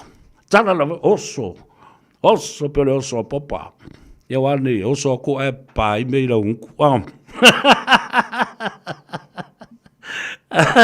E oso a ko e palo mo la unku I le pepe a whawhawhingi. Pa kikifo le ise kola, le ise pelenga, le ise mea. Tua I whali li ato ina maolo matua lena iei na tu e manui e mele. La mo whali li tangata. Ona ua le tupu aisea. Ona ua ulangia le lato a navatau. Ulangia lava e lato taitai. Vai. Na whasiringia loa lava I pepe e winga. Tautala mai loa matula e pa. Awa tu te pole e. That's when people turned. Are you believing this, what you're hearing? From o le lako kai. Nena eloi. Sa tu fau ma tu fa tiu tala loa. Ia le tusiina. E tamaiti o le upokipos o le anavatau lea. Lala foi la na ele mala matele ye tu le pa o fai lo ma ta longa le vai yo o fai mai o le tala loa ile tu lango tina ma mai tai ai o fa solo a to lo o fa pusa la lau solo lo ma le mea va tu le fa fonga bai le tunu wa nga I lo ile fan na o fa fine ma me o ta malo lo e tu fa la vai ai ia latou pepele ta ia fetala. So there you go. Let that piece of this manifesto go to sleep and rest in peace. Ua le tau ma o sila fia fo ia le tua. Sila fia fo ia le tunu matangata. E le o lai se tātou wati na e ma faa lango ma fa tua iai toi tua iai le tunu ia le nala ia tātou tālia lupe o maunu tātou tālia le nava yaso I le taimi o le a whatau tō ina ai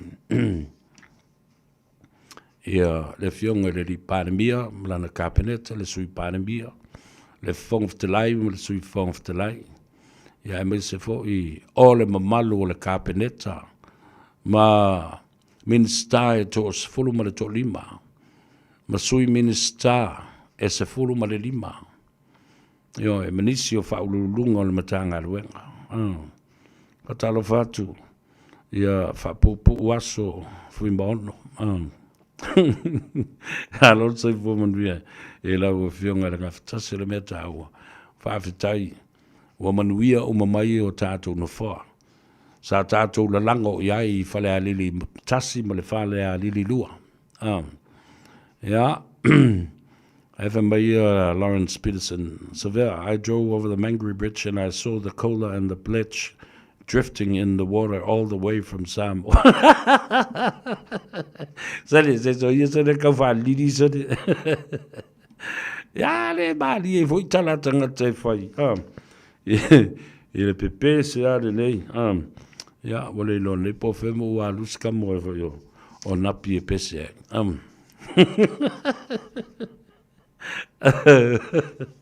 Ya le nala ya. O maleo la tala le. The people of Samoa have spoken. To the EPA, Leala and Fontoe and the HRPP, you should accept defeat, concede defeat, and respect the decision of the people of Samoa. The voice of the people. They have spoken. Wasau noa Samoa. La la se si mea tau te tala noa ai. E te tau ono tau whātu ese. I tangata na muri a te tau. Sui uma sa lango le HRPP. Ma whātu ese I tau media I. Whātu ese I le media le maha. Ma le tūlanga sa lan tau ave ai. Ia ma tā upu. Le sao ma pio ma le mal malama. I le tūlanga. O le whaatino ina. Ma le wha malam la maina o matau po le na vatau. Ya le na. Oi fo le Franco Silia talo falava Joe Tolutasi la lo le se fumia. Fa yo matau po e peno fa yatu. But the people, vai famile tala ale sunga ale ala limongi ma tulepa. We were so confident. Na matua I mātou tali tonu lava malema fana. But we were so surprised. But ua whate ia I mātou, ua mātou wofo. We were well prepared. Sa mātou matua I tā pena lele. But people ignored us. The emphasis is on that statement. That part of the statement. For my Matu ta pena, matu sauni, le leile matu talitonu, matu te malo. Ai ua matu te tei tū loa I le mei. Se I dunga marikau whilima. Marikau wale. For my, but people ignored us. Ignored everything. Upulana limoni. Nale winga le upulana.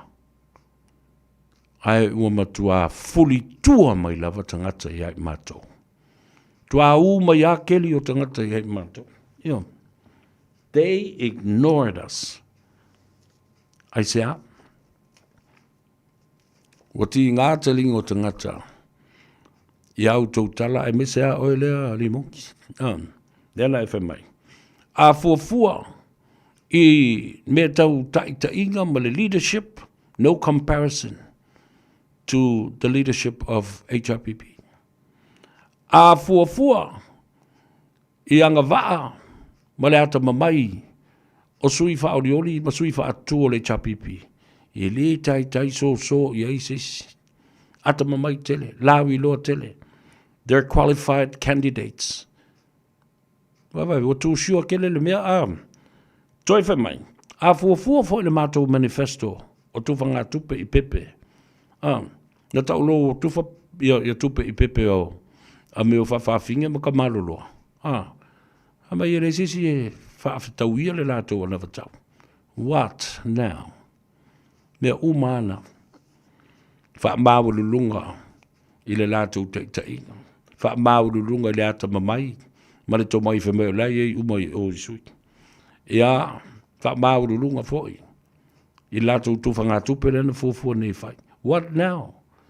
E te tā, mtua I whei tā olo mātua ia na apia mai lunga o lātou TV ads foi na mo.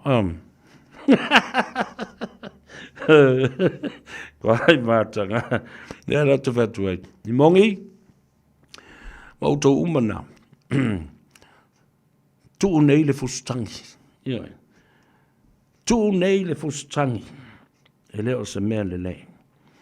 Mai le o se mea le nei foi le fustangi malkangi vale. Ia.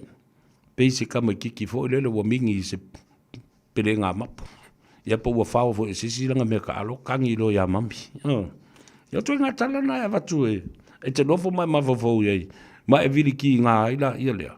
Awa e te mafau ila ti nga o au upu sa la lafo ila tunu. Ma au tō folo falanga. Folo falanga. Le fa vaea matua inga matau tia sa fai. Nela ufatu. The conspiracy to find excuses and excuses and excuses and more excuses. Stop crying, you fool. Stop the cry, baby. Ia tu nei whana nā le pepe nā le watang. Awa, alo te whai atu. Toi otu fo ile a fo ile whaam sinonga e watu nei mea whawhau. Nā o mea mātanga ma mea māsiasi tau te aisi ai. Ai le wā lea le whaam sinonga, ole a tali mai fo ile whaam sinonga ia te uto. Tau te atu na ole hearsay ia. Ioi, whamai ia lisilo mkua ngā wakulang kupe, ngā waku iai. Mai ngā mai o ile kenyo lako ainga lenga le lea ku New Zealand. Ia la la le beo lea ngai, le nā mea.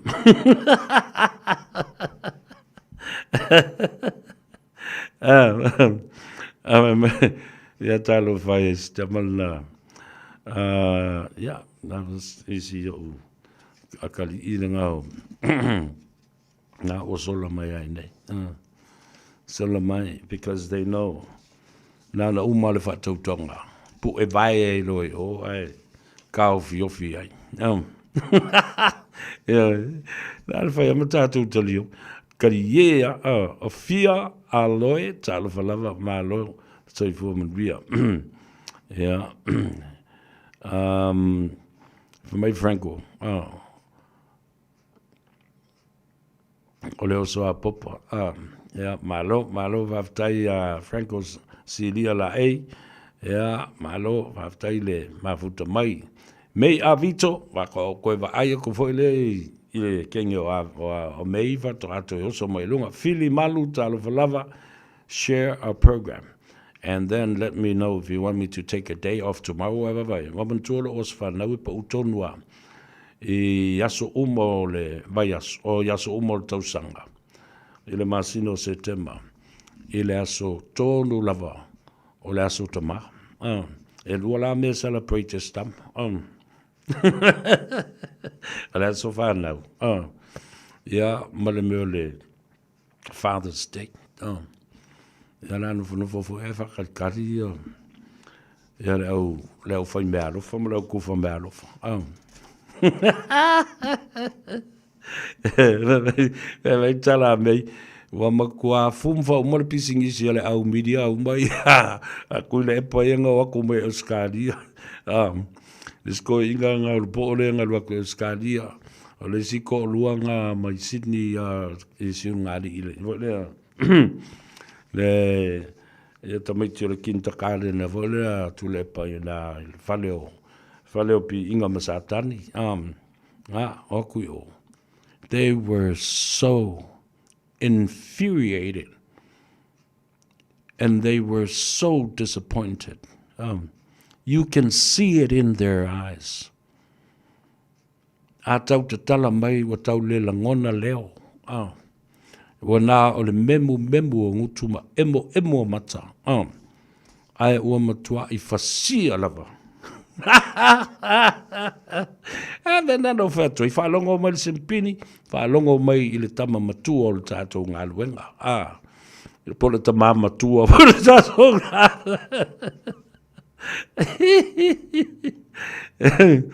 Ia, nana. E atu I o mata tilo. Ai whalave I fua I o. Whalave I fua I le ngā ruenga o lai whai, ma tau ma whai lava. E whaau le tau whaaleanga, ma sui ma fōwhonga tangata. Ai otu, ua umana sui ele atou sa vea. Sui atu ai lunga nei, I don't have to be in Samoa to change the mentality of people because they listen to you. Yale nālai.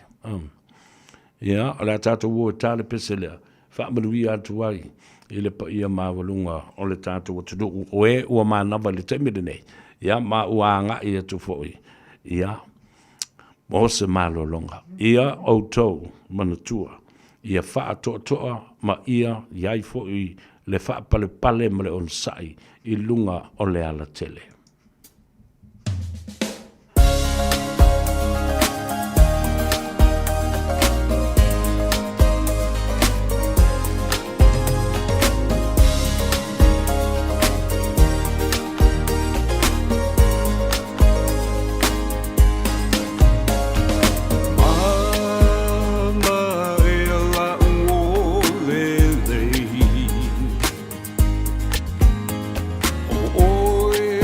Fiu se mo le tufunga, e whamanuia tuai fo'i ia I lātou umalawa lo whatinoina le ngā ruenga le nei o le security.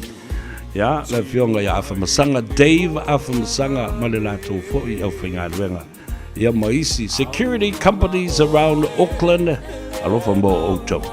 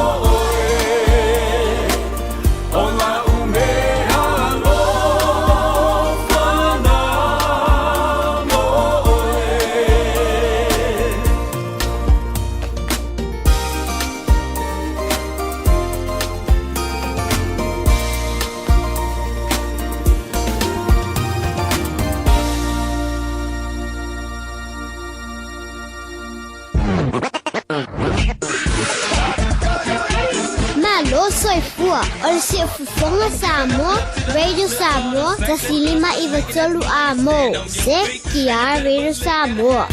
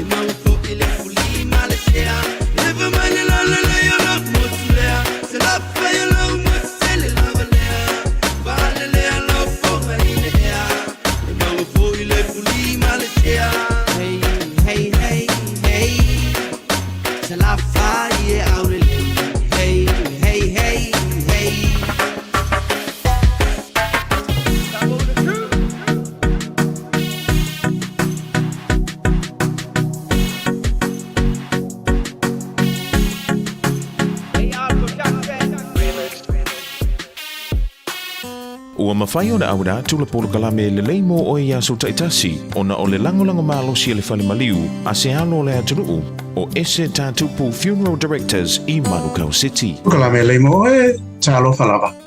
Mo mo pe te relima lo na fai ue balu. Io tau wha au tau ta. Io tau mata ala. O lo tau fili o le te apo. O lo whea lua wai. Wha pei o se leo na tangi. Sa ili se isi e aina e ia. O mātu le wha mai o le koviti. Ai o so wha ia. Te tonu a tau langa wha tau. E tupulanga tala vau. Whale o loa ma o loa. Wha anga uia e nei. Tupulanga tala vau. Na so e ina ma wha tala noa. Ia tupulanga tala vau. Pe ai sia ua le fefe ai le tula pono. Ai o le tani ia isi tupulanga bimita. Vale. Ma tau te fia wha tai tai. Ia mio kengi. Malo losi wha amata. O le wha mai lewa a fia ai tala vau. O le copycat. O ai tu atu o le copycat. O satani. Tusi mai pe te o satani. Ua fia ami o leona fo. O ilo e satani o Yesu e whatu sa. O le leona o yuta. O ia oso lo fo i satani. Ma fia leona tangi. Ia mai whalo wai. Ia e whaalea ngaina tangata masa ei mai. Lapa tai mai ia le apostolo Peteru. Au al ta'alo. Ile malaya satani le au tala bo ue. O le malaya ta'alo satani ile aise tu la fon. Ile aise lau fani. E te le fifiri foi. Ile taimi e tau ai. Ile tu ina mai foi se taimi e te kolengi ai. Ile wala au mai foi satani. Ta pena o lea wa te whaita te tawina. E fusu le anga satani. E whaatari tani. Se iwa ai mai. Ua e vai lava male ai so malosi. Ia o so wha i loa matatou. Ia wa ai tātou le au copycat. E toi o so wha ia tātou e satani ma wha po oe. Le i tatawan tātou wha tai tai ma muli ia Yesu. Ua e le ma whai e satani. Ona wha ato i la loina. Ia tali Yesu. E te ola ai ma e te fia ai. Ua mane tua, e le lei mo oe. O le ese tātupu Funeral Directors o se fale maliu Samoa o le tali foilea o taimi whengata ona o le malanga al maliu ma le oti. E mawhai foi ona latu awina atu ma awina mai tino maliu o e pene mai so o se atu nuo lanolangi. Mala auno le ese tātupu Funeral Directors i le lua ono lua toru fitu o. Lua ono lua toru fitu o. Pea fiu ane ele se fulu ma le balu Norman Spencer Drive, Manukau City. Radio Samoa, tasili mai batolu, amo. Radio Samoa. Tasili mai batolu, amo. Ia, toi e whatalo whātua fo, i le whaafonga tāpua i le atunu, i le manawa o ngā luenga, ia e maise fo i le ngā ngaifo whaiva o Samoa, i le neiva i aso atoa. Tawalunga i tala fia. Ma upu whaamomoi loto e le tūlanga o le whainga whiriwhiringa le atunuu i le neifo iwa yaso. Ia ma le tāwalunga ai o le whaitaunga aloa ia whaalua o le tātou pālota. Ia te aula e momoli le nganga whaaftai i le fionga i le li komsina e peo na whaaleo i le teimi momua. Komsina o whainga pālota lau o fionga to le foa. Toia whelolo Alexander John Stanley Malo Ova. Malo le whatotoa, malo fo i le ngā lulue e le whaingo fie. Ai, na tu atu o se tu o lalo i au o tafa. Ina ia toe tanga i masila totoa. I seisi system e te tau na whaonga ina i tātou. Maule numanai. A o wha wau pēa o tiute mau tofi. I to tonu o se tasi o matanga aluenga sili ona tā ua i le atunu o atoa. Pe ao o mai i le te lima tausanga o le mai ai o lea paia inga ma lea paia inga. Whatalo whatu i lau whionga i le saoli i tuala tau wā tau pautino ma le whaletua ia peka. Ia ule ingalo ia toi o lau vai le ola alea. Ia le aemalo si isa vema i la tau nanga i tuina ai whamalo fo i le I le sunga ia taupa u, a whetulele ma le whaletue a Juliana. Ia ma autou uma o uso o lo o tā whau ma ewa ma i nā ele mauta i whunga one, i nā i o Tara, i le nei fo i a fiafi.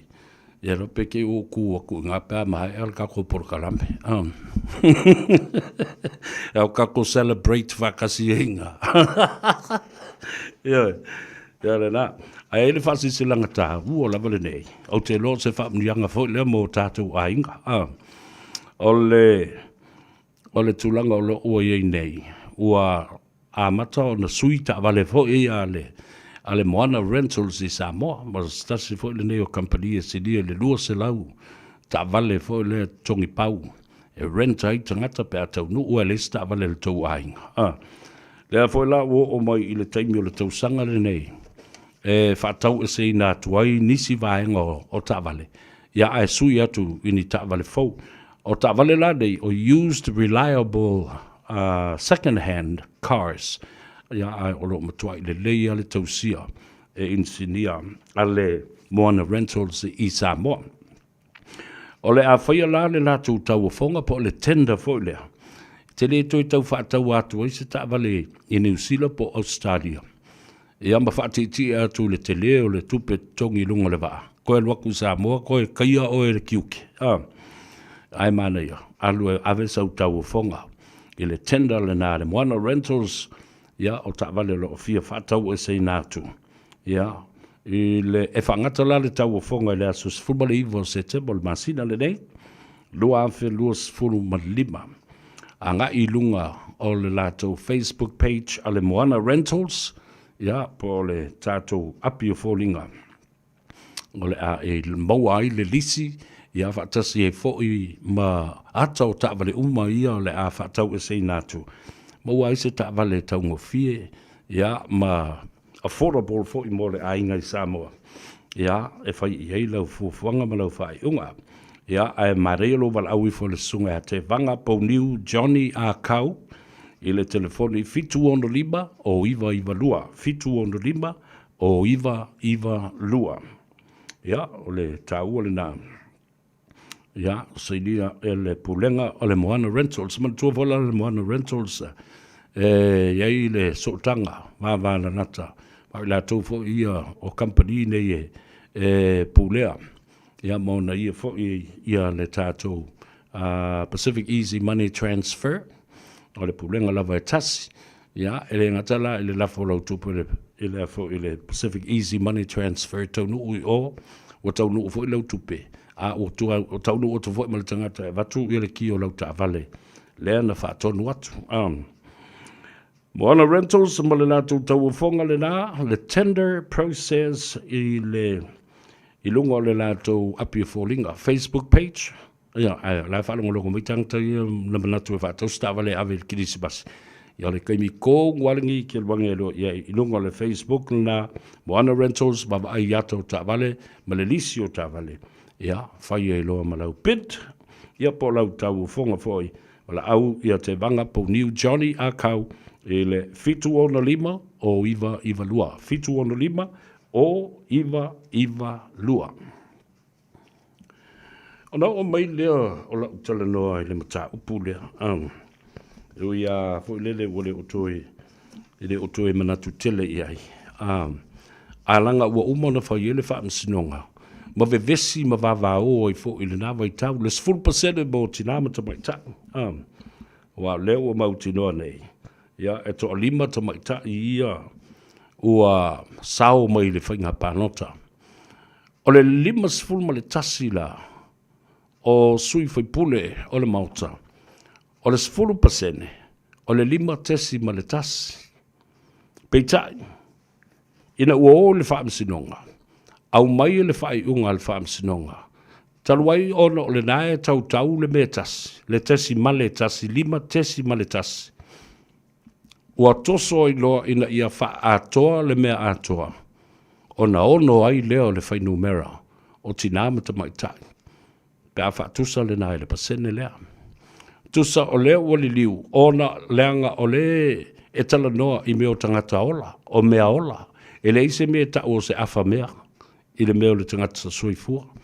po o le fasi lima, po o le fasi talinga, po o le alava se fasi mea PPE, o se tesi male, ma se vai ngā mea o le tino o le tangata.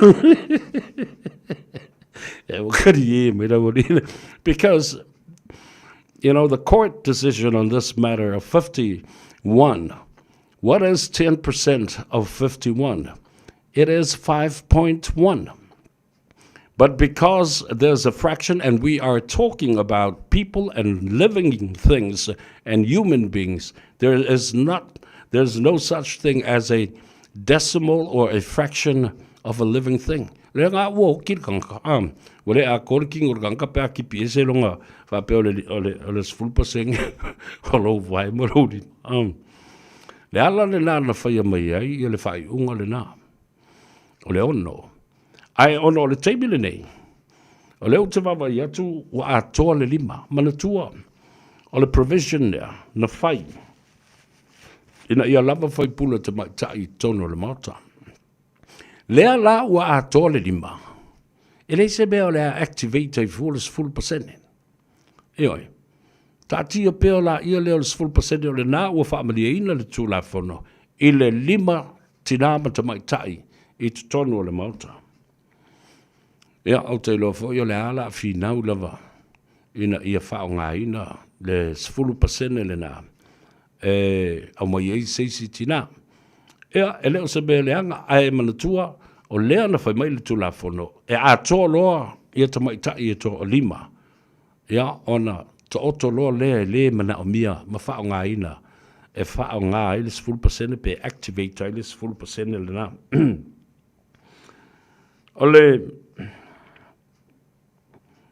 Ole se fo i tūlanga tā ua tele toi tilo iai ia. Lea ua... mai ele faitonga foi le alo I o le palota ma ua fa mautu mai ai fast told sfumaltas o le HRPP es fulmalfa o le supo e tol ia matangata tu tai tasi e tol ai va vaila I tangata to sfulu ma le to lima lena ia fia me le ua le toi fo I mai I le parlemene to tele I lato, to se fulu I lato. They have all been fired by the people of Samoa.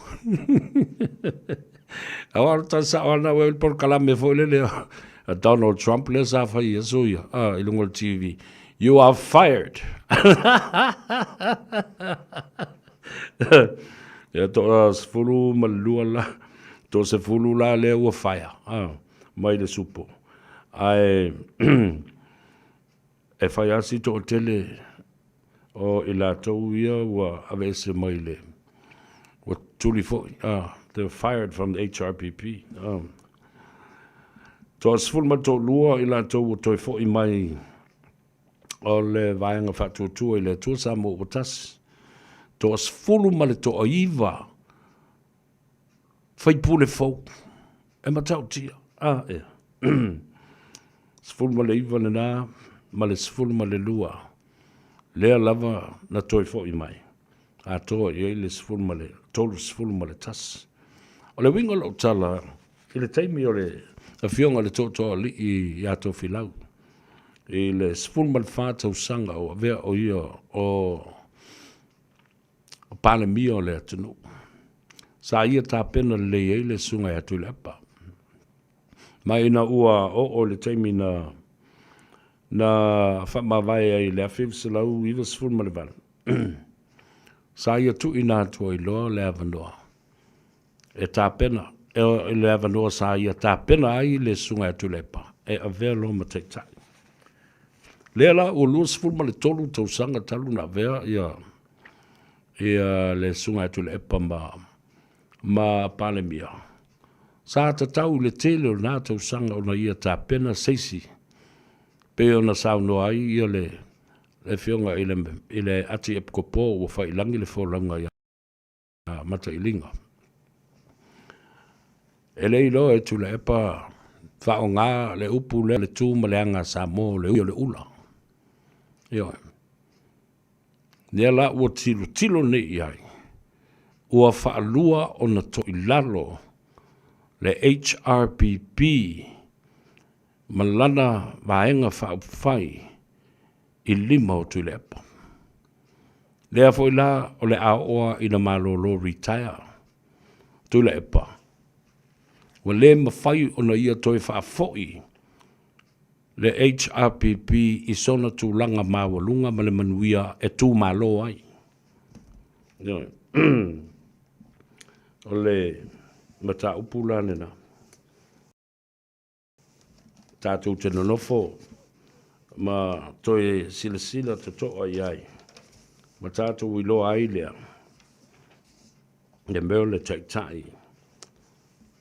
E le manatu whapito.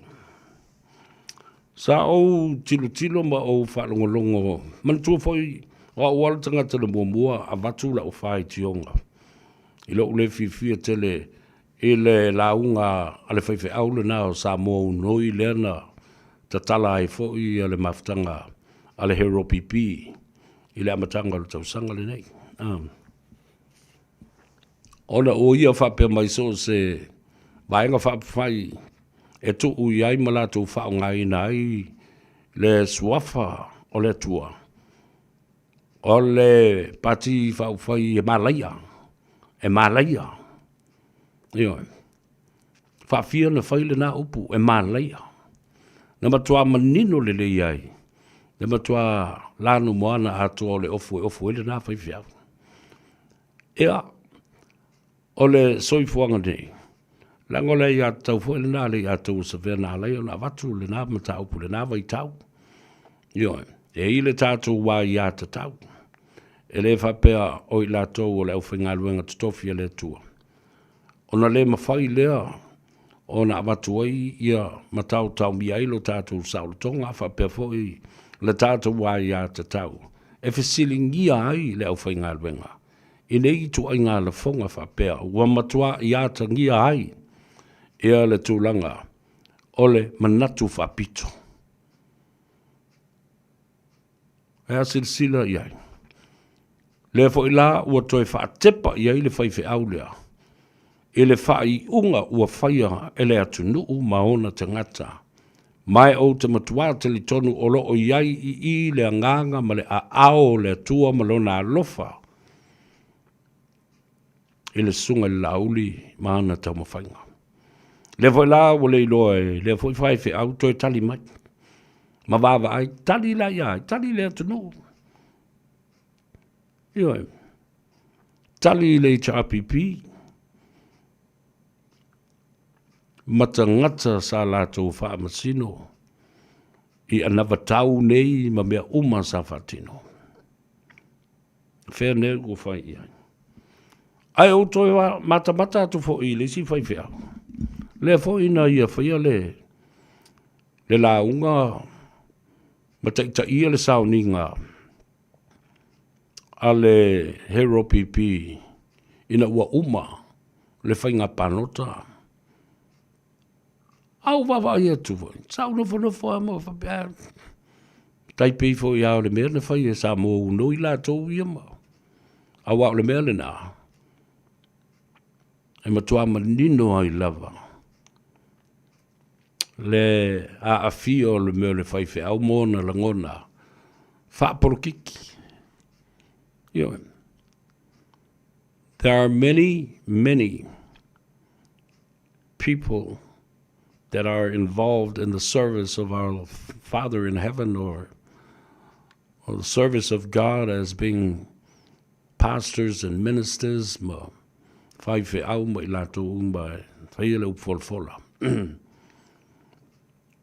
They themselves too have very strong opinions in terms of policies and politics. There's nothing wrong with that. But when you singly pointed out or singled out some political parties and affiliations with the policy and the politics of Samoa, people come to question that.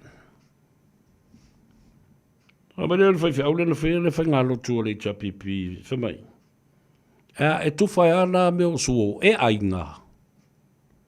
A whanga e. O te lofo e Australia. Ma la fo e eile kengi. O te iloa. A whai e mana o mia se hitman. Longo maia. Whalongo lupura. A whai e mana o mia e tula e pamalhero pipi se hitman. A taule me taule hitman. Tu so se kengi fo lea. Underground. Gang affiliations. Criminal affiliation people. They commit crime like murder, assault, and everything else that is classified and defined as criminal. Aro whamai, na pawala tangata taule hitman, o tangata fōilele e haia mai, pe tutongi tupe, e sau e whasioti se tangata.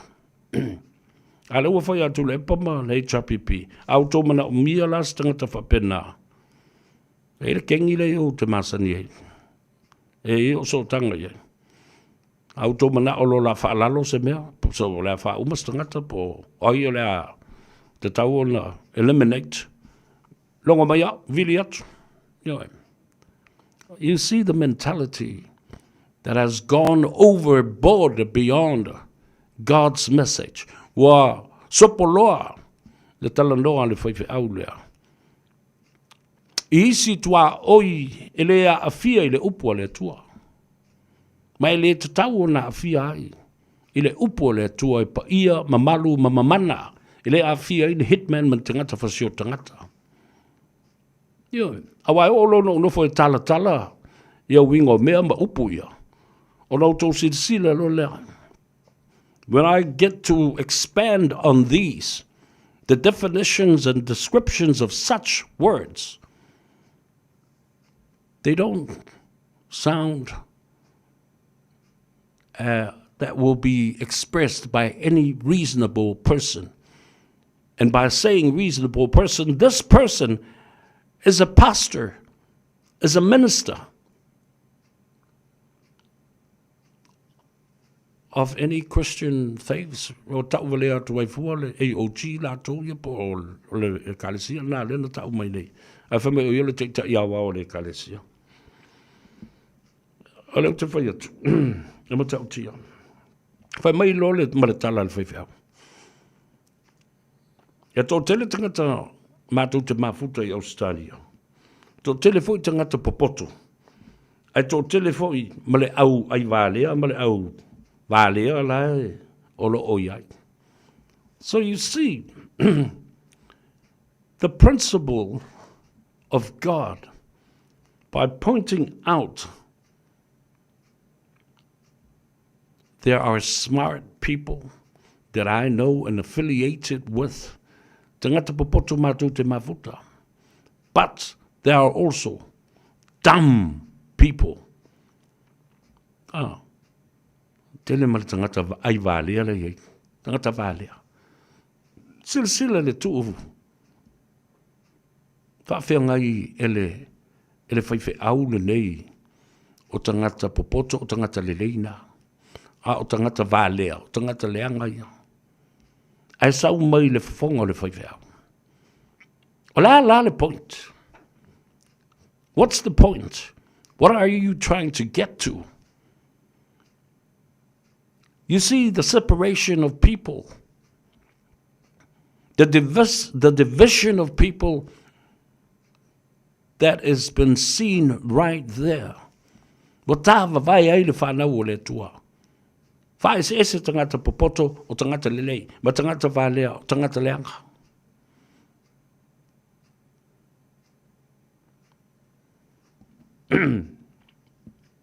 Sau ai tua ma lesi whamitalanga le whaiwhau. Tu lepa wā ngā fo nei mea, o tupu mai le whainga palonta le nei. O tātou i loa ai nei. Ia le fau au loa ai nei. Paina o i le aonga. A oi fo i le a o onga. And that phrase references to lauli. Ele ialu se aonga. Ele umani ana aonga i. Ele ialu fo i se aonga mawalunga pe ole University Mtata SS. Referencing whawinga foi, a whaila ele a onga le stickery e leiso na whailonga. Leiso na nga waa. You see, again, Samoa, the separation of a educated person and an uneducated person, the qualification is the main narrative of this statement. Meaning that the people that came through the election are stupid and uneducated, referencing to Lowry. And in comparison with the candidates and also the members of HRPP are the only smart ones, clever people, educated and have high status of qualifications in terms of degrees. O tō wawai, i le whaingal whai au lea o whai i le mera. Tā wawai ai ma whai longa fo i tangata o e ata mamai, ma e vālea. Ai whatustusa i le ingoa o le sunga, ai whatustusa i tangata i o le fast, e le i o ni au. Ma tangata i o le ala le mele o tiltilo i le whaifa. Mai au ngā me tupu, tau te li whai ina o le. A vele ua lanu whatasi i le mata upule. Tingana si le fia le tula epa, malimongi ma whantoe ua whaia ina, ma malolo ma tua i to i lalo popo, a o lo whaalo a tau a pe le ngona tangata. On sai, tato wha malosi, le whato a mata le mea. Ia, maka ua uma le mea.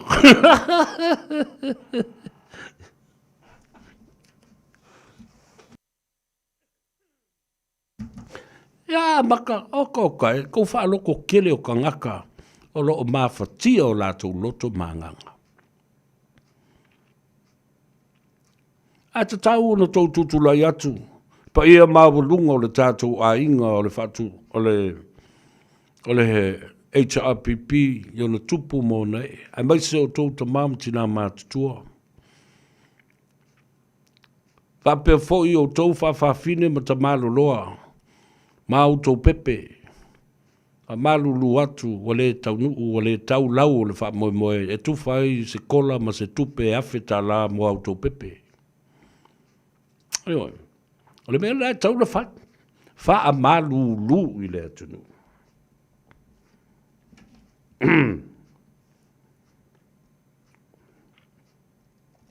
Ia, alofa mai le atua, wa e lo tusa se tātou manuia. Aioi, o mea tātou te whaia le lalolangi nei. Ia, a pei o le upule na, na lafo i luma o le tua. Na lafo i luma o le tua. A wale mea leo whai nei, o mana la lafo i le whai unga a le komisino matangata. A lau wha mea la lafo i luma o le tua. O le lafo i luma o le tua, le whai ina popo a e mai e lafo i luma o le tua. Mai na lafo la iele i le wha msidonga.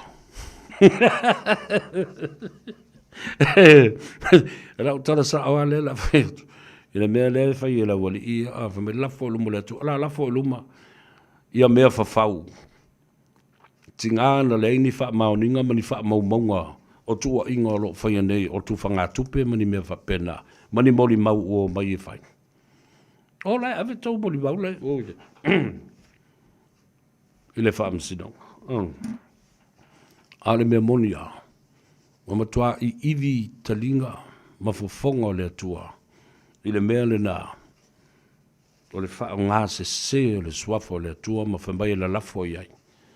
E se le atua la tau te talo, e ma le atua o loo, ma tau te talo fo i mātou iai ma, whesilingia le tau whapa ia le atua, e whesoswari mai ilo nā nganga pa ia. E whaasino ala i mea e te tau na tapena ma mea te tau na whai a la lea. Wa musuia tangata uma le ngango le tua. Wa fuli tua. Ia fia mea mlana whai ngā malo. Fuli tua ia tulu epa mlana whai ngā malo. A mana ia nei ma whaalolongia le fina ngalo le tunu. Samoa wa tulei, ma saunoa. Woma, Samoa have spoken. Samoa has said it. We don't want you to lepa and your HRVP. We don't want you to Fiame and your SAP. Get out. Welcome the new Prime Minister, the Honourable Prime Minister, elected, chosen, the Honourable Prime Minister Lauli ale mali e toa le ua tea polota e vau. Asiata, Fui Maono, Tupua, Lupe Matasila, Schmidt.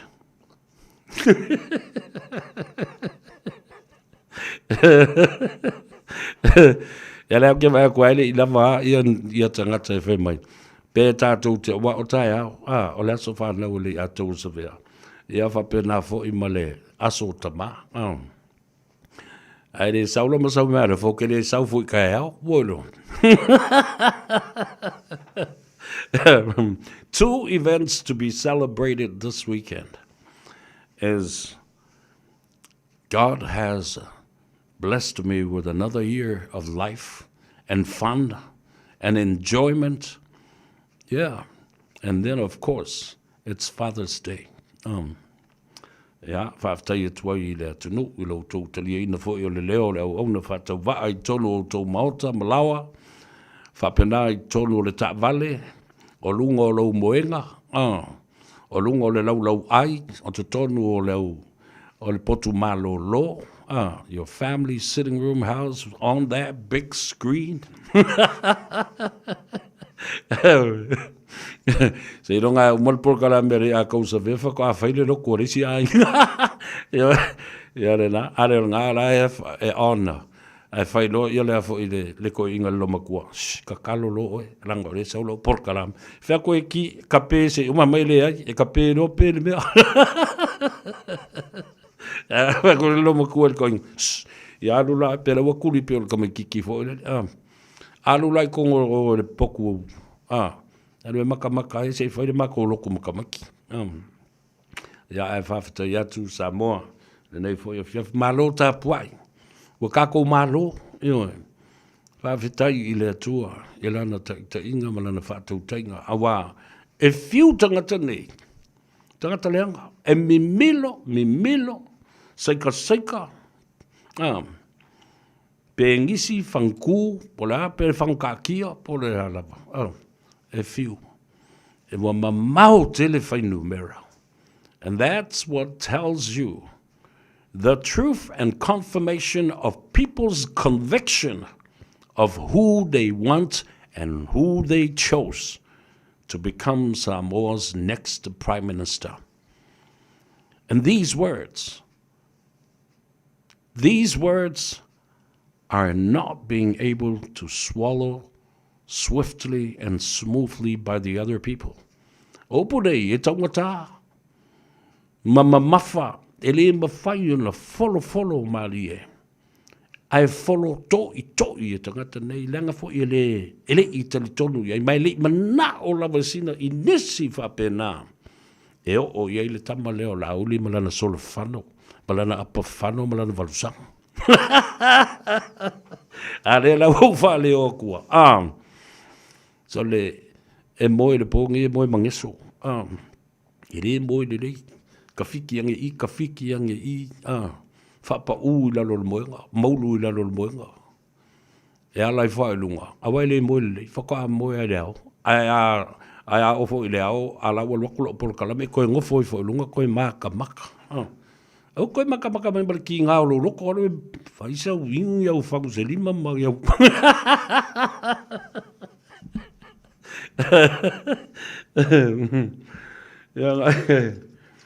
Ya na awa foi ele mafai ona tuua se longa u ko file mu lo fo mola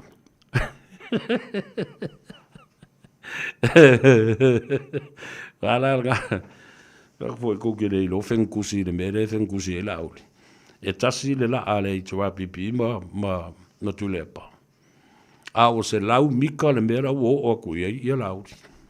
Ma be ke sau ke re ka maso. Era po lo kama sau on makua pe o se lau mika la e. Ka ilo fo I ka mi o sau mai ia Ted Stanley fo le mai ngai. I St. Joseph ma o I Sangele. Ja le. Se o neia o te moa se whaalinga I le pole nei pe tātou celebrate whatasi tai au ia lea so whanau o le atou se vea ma le Father's Day. Ia po whese meu te disappear ia. Se luka foa tā lofa malo so I fumanuia whaaftai tele lava tupa I vai le lingi tā vita sopo. Ia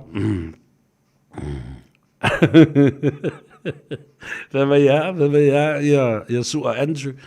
Ia whaataro whatu fo I le nā fo I uso whasa lau le sunga sua Andrew muava. Po muava. Po muava. Mai Salt Lake City, Utah. Ai o wawa e tu fo I le uso o lona a inga fo. Ia o tama sawa o ele o so la ua ma sauni atu. Ia. Le lau whatu ai. A wale koe pisa se chau la wadi I le kumai o. O mai whako se le kumu. Ia nga ule koe pisa ku fo le ia kou ai ku u sa loko ko ko keo. Ara tātou o. E tāle pese le ia. Tau sa vea. Ia e whaamanuia tuai ia te oe I le nei po. E le mwhai ana whaangaloina ia o tau o lango pea I le au nanga ma le tautua a le atau sa vea I lo tātou atunu upo whea lava le tafo le lalulangi o lo o e mai moa ma e eva ma ka whao mai ai ia o lo whaanga moli po ma onga le lei mo o tau a inga whapefo ia o tau a tinae ia mga luenga o lo whatino le aitau malele o lo whatino pea mai nā atunu ma susu e le whaamalama ma wawa ai mai I Samoa. Ia, lo tātou atunu pele. Ia, malona ta mau ainga. Tata alofa atu si o tina, alofa atu fo. Ia te oe mam, leulua I ali I so alo, la faitele. Ia, pale mata o le alofa, tu manu vau la vea. O lo o longo matapua I mai, I mo taa I lo mātou ainga. Ia, me se fo I na I o mātou ainga. So la ua masau ni atu, ia le motu tele I pule ono I salafai. Ia whapea foi. E lua me lo tu ua I le tofa I ala vea. Lau a folasa. Le o tu lai mai le tofi o le tātou a inga. O manase masafotu. Ioe. A le o le minsta. O whaamsinonga o whanua masuafa. O le sui fafonga feta lai o le mauta. Ioe. Ia le na. Tātou no fomba.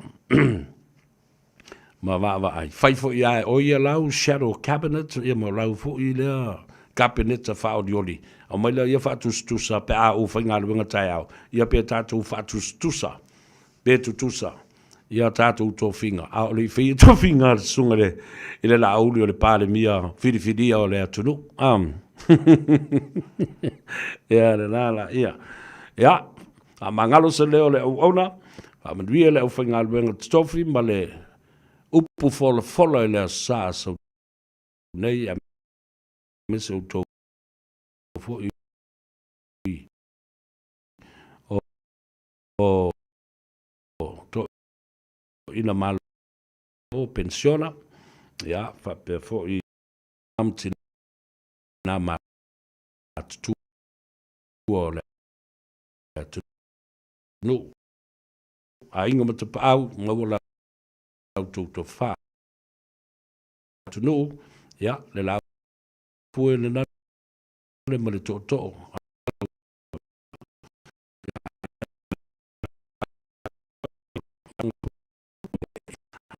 te palo mle ngali le matanga luenga o le whakasai kalihi Hawaii ya alo fatu after ya tu ngal wenga le lei o lo fatino tu o to le pesele a to sevea e mana tua pea oe.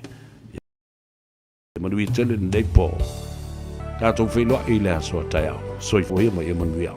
O tala nai winga yo tātou tangata I le nei aso. Those are the stories of our people of Samoa today. What's a no te winga? There's a side pe ave tu I fea. Ai ona olo alofa. Mo oele mawhaina uma.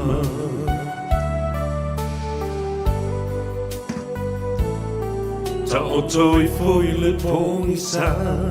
E whaangalo le whainga ta. Ai mana tua pea o wholina. Ai ona ulo alofa. Mo oele mawhaina uma.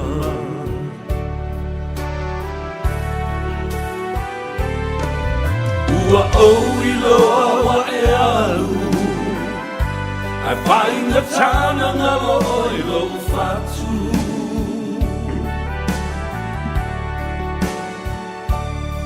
Tau mawhai e whaangalo. Ai mana tua pea o e se aso.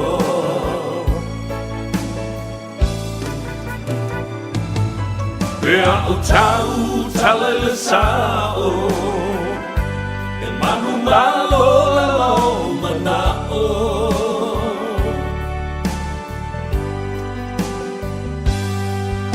Ua o iloa e alu. E whainga tāna ngalo o e lo whatu.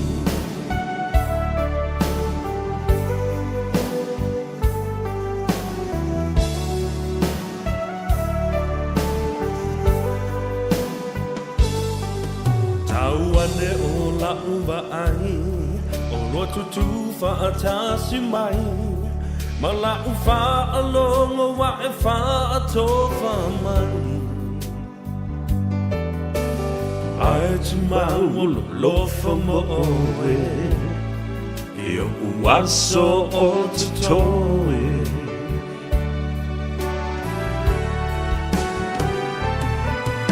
Ua o iloa wa e alu. Ai whae